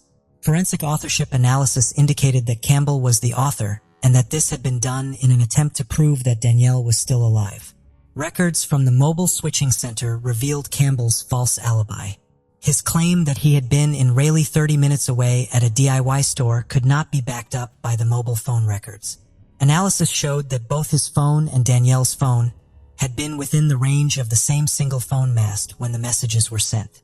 Investigations also revealed that his phone and Danielle's phone were together near his home for around 30 hours after she had vanished. Whilst Campbell was quiet throughout the trial, he was often passing notes to his legal team if he was not happy with one of the witnesses, showcasing his need to be in control of what was being asked to each witness. After an 11-week trial, the jury had reached their verdict. Stuart Campbell was found guilty by a majority of the abduction and murder of Danielle Jones. He was sentenced to life in prison for her murder. This was to run concurrently with his 10-year sentence for abduction. Later, the High Court would rule that he must serve at least 20 years before he can be considered for parole. The police were due to speak with him on Christmas Eve, but Campbell refused. Following his conviction in 2004, Campbell was granted leave to appeal. His lawyers argued that the trial judge, Mr. Justice McKinnon, should have excluded highly prejudicial evidence to the effect that Campbell had a fixation for young girls and taking photographs of them and had downloaded material about teenage girls from the internet.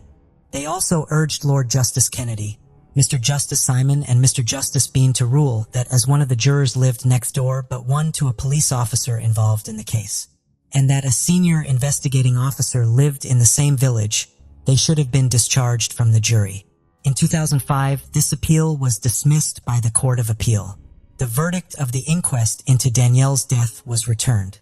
It was ruled as an unlawful killing. Police interviewed Campbell in custody, and he refused to cooperate or tell officers where Danielle was. Following the case of Danielle Jones, the use of text message evidence also had wide-reaching impact. The University of Leicester had a group of researchers to begin studying the various text messaging styles under the hypothesis that forensic research into authorship analysis might prove helpful in future criminal cases.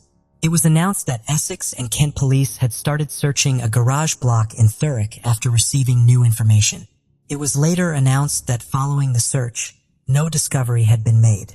In 2019, Linda backed the Campaign for Helen's Law, named after murder victim Helen McCourt, making killers ineligible for parole if they do not tell police where they've hidden the body of a victim.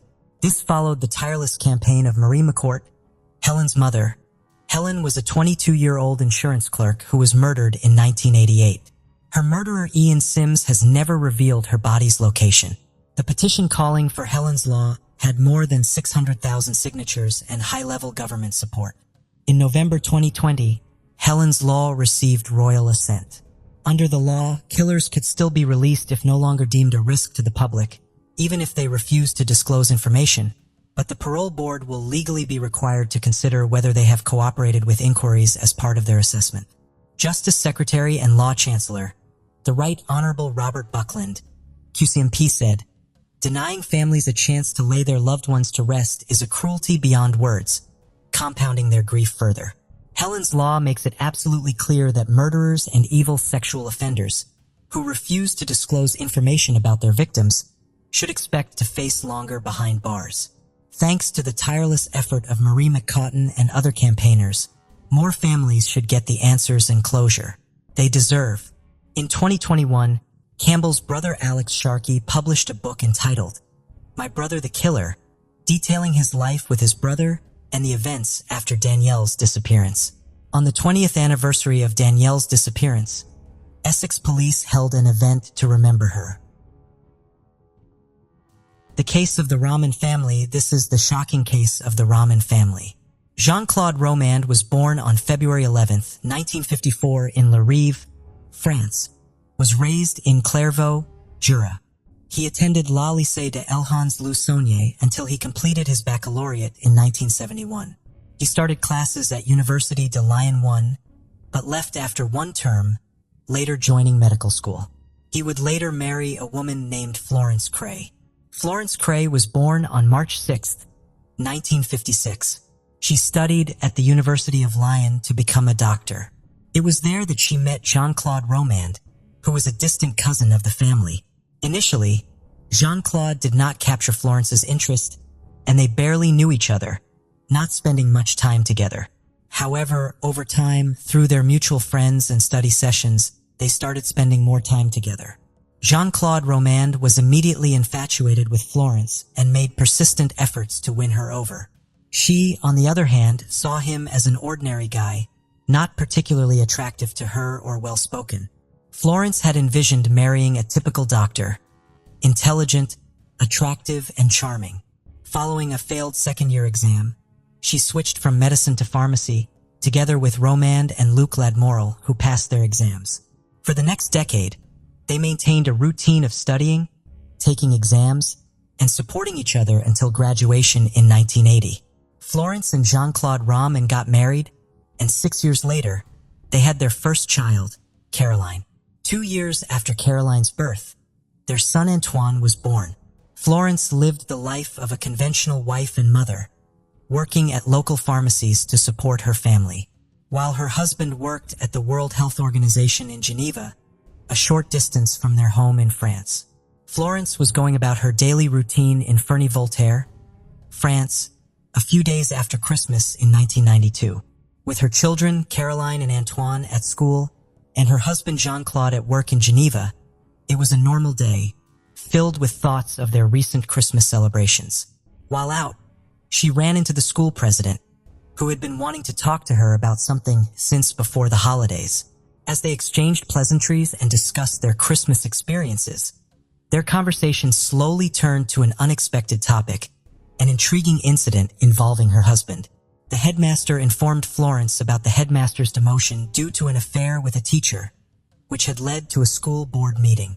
Florence recalled the incident, but she was uncertain about the headmaster's intentions. The president revealed his plan to discuss the matter with Jean-Claude, who was also a member of the school board. The president's secretary tried to find Jean-Claude's contact information in the World Health Organization directory where he worked, but his name was not listed.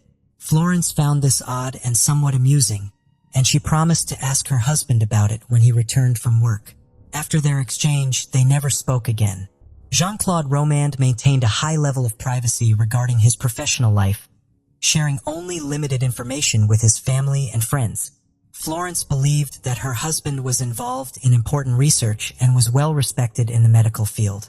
Romand drew a clear distinction between his work and personal life, to the point that Florence did not have access to his office phone number, as he wanted to remain undisturbed during work hours.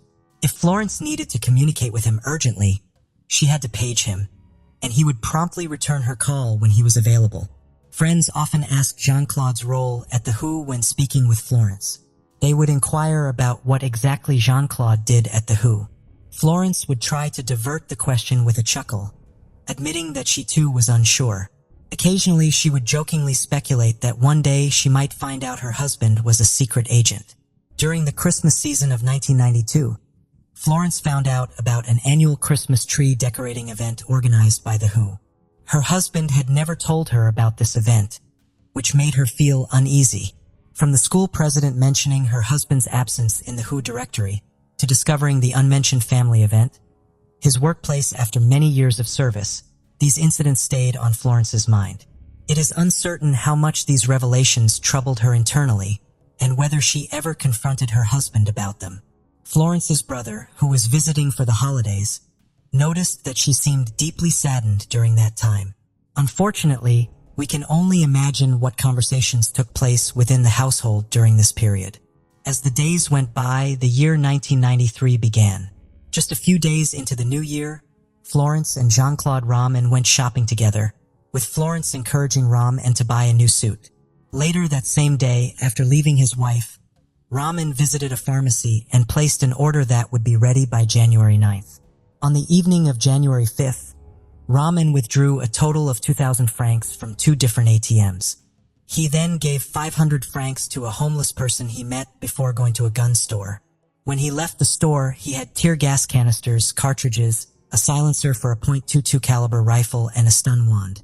The night of January 10th to 11th was uneventful, but at 4 a.m. on January 11th, a frantic call was made to the fire brigade to report a house fire. Garbage collectors who were out on their early morning rounds stumbled upon the burning house and quickly alerted the fire brigade, who rushed to the scene. As the firefighters battled the blaze, they noticed movement in the upstairs bedroom window, suggesting that someone was inside and needed help. Medical personnel was summoned to the scene, and they rescued Jean-Claude Romand from the residence. When he was extracted from the house, Romand appeared to be in shock and was unresponsive, requiring immediate attention from paramedics. He was subsequently taken to the hospital, where he eventually fell into a coma. Within a short time, the fire was put out, allowing the first responders to enter the building. Their family friend, Dr. Luc Ladmiral, was called to the scene, where he watched in horror as stretchers carried out the charred remains of Antoine, Caroline, and Florence. Whenever a household fire results in fatalities, police launch an inquiry to uncover the circumstances surrounding the incident. This process aims to offer closure to the bereaved families and eliminate the possibility of any criminal activity. Therefore, following the tragic fire at the Rahman residence, law enforcement authorities initiated an investigation. During the examination of Florence's remains, the medical team made a disconcerting observation: evidence of blunt force trauma to the back of her skull. This revelation sparked suspicion and intrigue, particularly after determining that Florence's demise resulted from blunt force trauma rather than the fire itself. During the examination of the children, another distressing revelation emerged. Contrary to initial assumptions, both Caroline and Antoine did not perish in the fire. Instead, they met their demise from gunshot wounds hours prior to the inferno. This stark reality indicated that the events unfolded before the household was consumed by flames. Subsequently, law enforcement commenced an inquiry into the suspicious deaths of Florence and her children. However, with Jean-Claude Romand incapacitated in a coma, rendering him unable to provide any information, investigators faced the daunting task of pursuing alternative leads. They transformed the Romand residence into a crime scene and reached out to relatives, acquaintances, and neighbors in a bid to unravel the mysteries surrounding the family. Luc Ladmiral, the doctor who witnessed the victims being removed from the scene, was contacted as part of the investigation. Uncertain about the unfolding events, he struggled to comprehend the situation when questioned by investigators about potential enemies of the family. Luc couldn't identify any. Nevertheless, he was summoned for an interview several days later. Luc found himself facing police officers who probed into the family's relationships and recent events that could have triggered the fire. Despite thorough questioning, the consensus remained unchanged. The family had enjoyed a positive reputation, and no significant incidents had preceded the tragedy. Subsequently, the focus shifted to Jean-Claude Raymond, revealing a shocking revelation. Rahman had never been employed by the World Health Organization, nor had he delivered any lectures at the University of Dijon. In fact, he was not a qualified doctor at all, let alone being employed. Initially skeptical, Luc's disbelief gradually subsided as he recalled their shared academic journey, which gradually led him to a startling realization. He recounted to the authorities an incident from their second year, when he had noticed Jean-Claude Romand's absence during an exam. This departure from Romand's typical behavior had raised concerns for Luc. When Luc visited Rahman at his residence, he observed his friend's poor health, with clammy skin, a pale complexion, and dark circles under his eyes. Jean-Claude Rahman confided that he was battling lymphoma, a manageable form of cancer, which was exacerbated by exam-related stress. At Romand's request, Luc promised to keep this information confidential, particularly from Florence. Investigators concluded that Luc had no further relevant information. Consequently, they anticipated the forensic laboratory's findings on the incinerated residence, hoping to gain additional insights to aid their investigation. Investigators noted peculiarities within the residence. They discovered that all doors had been locked internally, indicating that no unauthorized individuals had entered the premises. Initially, an accidental fire was the primary hypothesis until the condition of the bodies was revealed. Subsequent findings hinted at a more sinister turn of events, prompting the urgent need to interview Jean-Claude during his coma-induced weeks. Law enforcement zeroed in on Jean-Claude Raymond as their prime suspect and initiated a thorough investigation. Although Raymond lacked a medical degree, his extended tenure at the university raised suspicions. The educational institution confirmed that Rahman had pursued studies for 12 years. While he successfully completed his first-year exams, he failed to pass those in the second year. Exploiting the absence of enrollment restrictions, Rahman continuously re-enrolled in the second year throughout his academic tenure. Despite years of academic dedication, attending lectures and studying medical books, Jean-Claude's failure, who passed the second examination, remained perplexing. The possibility of oversleeping and missing the exam session was considered a plausible explanation, and he had the opportunity to retake the exam months later, but he never showed up. As investigators examined the deaths of Florence and the children, they were confronted with another tragic discovery. Jean-Claude's uncle, trying to convey the devastating news to his parents, arrived at their home only to be met with an unsettling silence. Upon entering, he found the lifeless bodies of his mother and father, both having suffered fatal gunshot wounds. A forensic analysis confirmed that Jean-Claude's parents were killed with the same weapon used to murder Antoine and Caroline. Furthermore, the close proximity of their estimated time of death indicated a deliberate connection. The unfolding events only grew more mysterious following the public disclosure of the tragedies. The police received an anonymous call from a woman unwilling to disclose her identity or any personal information, expressing reluctance to involve herself in the investigation. However, she did possess crucial information to share, revealing that she had engaged in a romantic relationship with Jean-Claude Romand after meeting him in Paris, and she too had been told that he was a researcher, the World Health Organization, and had misled her into believing he was a specialist with influential connections. The woman had been led to believe that Jean-Claude Romand was actively involved in and financing significant research projects.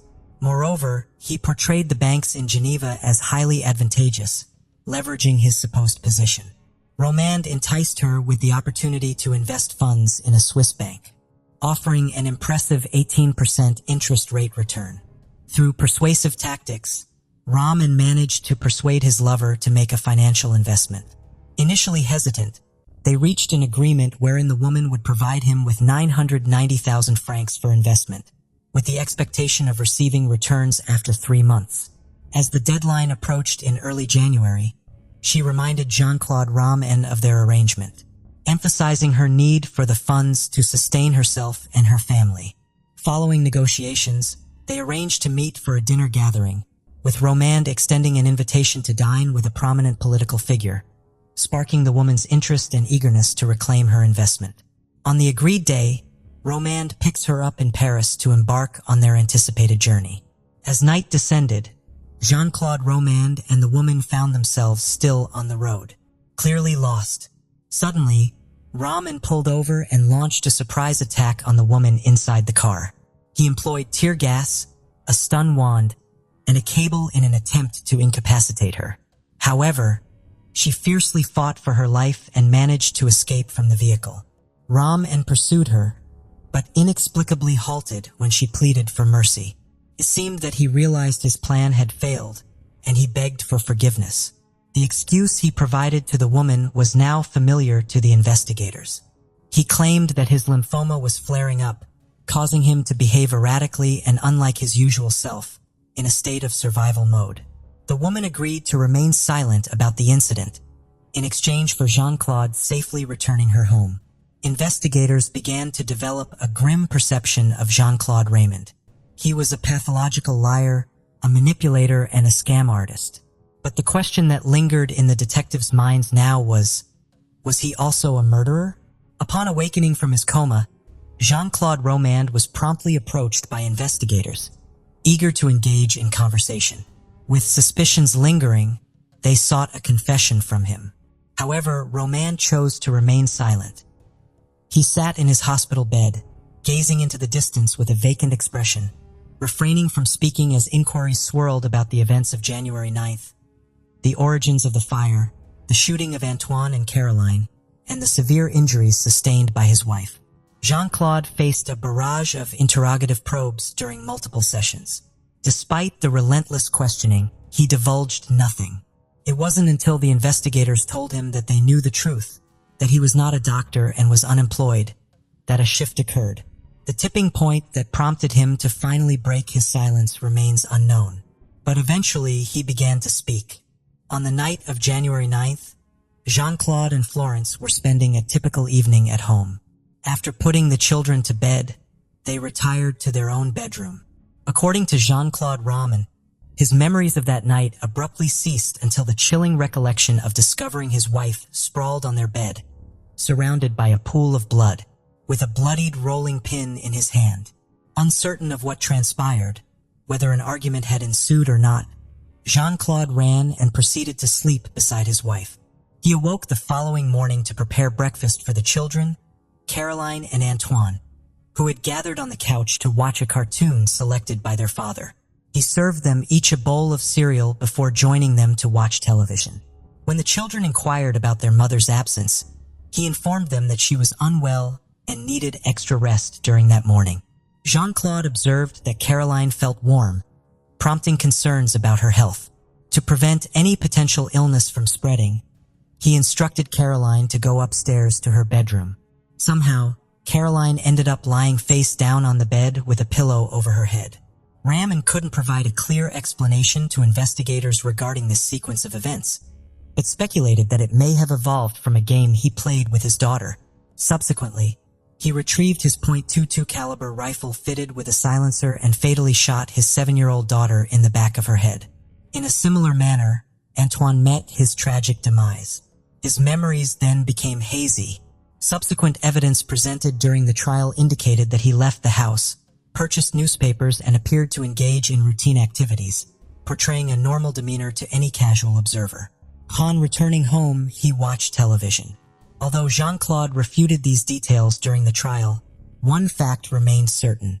He received a phone call from his parents inviting him for lunch before noon on that fateful day, and he accepted the invitation.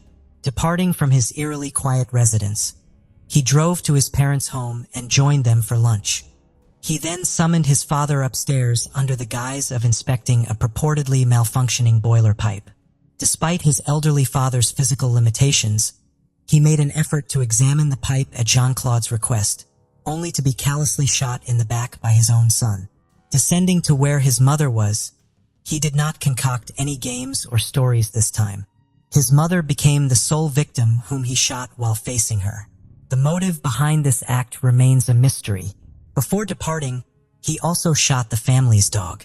When questioned about this during the trial, it was the only instance where he exhibited a semblance of remorse. Overcome with emotion, he broke down in sobs and tears, revealing that the dog had been cherished by his children, evoking memories of Caroline. It was at this moment that Jean-Claude Romand resolved to return home and take his own life. However, his plan did not unfold as intended. Recall the earlier mention of his mistress providing him with 990,000 francs for an alleged investment scheme. This was how Jean-Claude Romand sustained himself. He regaled numerous individuals, including his relatives and Florence's family, with tales of extravagant returns on investments. Due to their familiarity with Romand, they placed their full trust in him and they let him cook. Consequently, he amassed substantial sums of money from these trusting individuals over time. He would channel these funds into accounts under his own name in Geneva, thereby avoiding scrutiny from tax authorities, among others. Moreover, he meticulously managed the family's financial affairs, ensuring that Florence remained unaware of his deceitful activities. Eventually, the inevitable time to serve what he was cooking arrived. As expected, the people began demanding the return of their money, along with the promised profits. Regrettably, this was an obligation he could never fulfill. Every single franc he acquired was swiftly spent on his immediate needs, leaving him with virtually nothing saved, despite amassing over 2 million francs across the years. The inevitable moment arrived, when he would have to reveal the truth to Florence and all those who had entrusted him with their money. He found himself unable to sustain his web of lies any longer. The mounting pressure left him feeling trapped with no apparent escape. Like many other family annihilators, he convinced himself that by ending their lives, he would actually be sparing his family from the repercussions of his actions. Subsequently, he planned to take his own life, thus avoiding the harsh reality he faced. He believed he would be able to keep lying forever and had never anticipated being discovered or facing the need to confess. He would always just plan to fabricate another falsehood to sustain the charade. Throughout his life, on June 23, 1996, the trial commenced. He remained mostly silent, seated behind glass with a police officer on each side.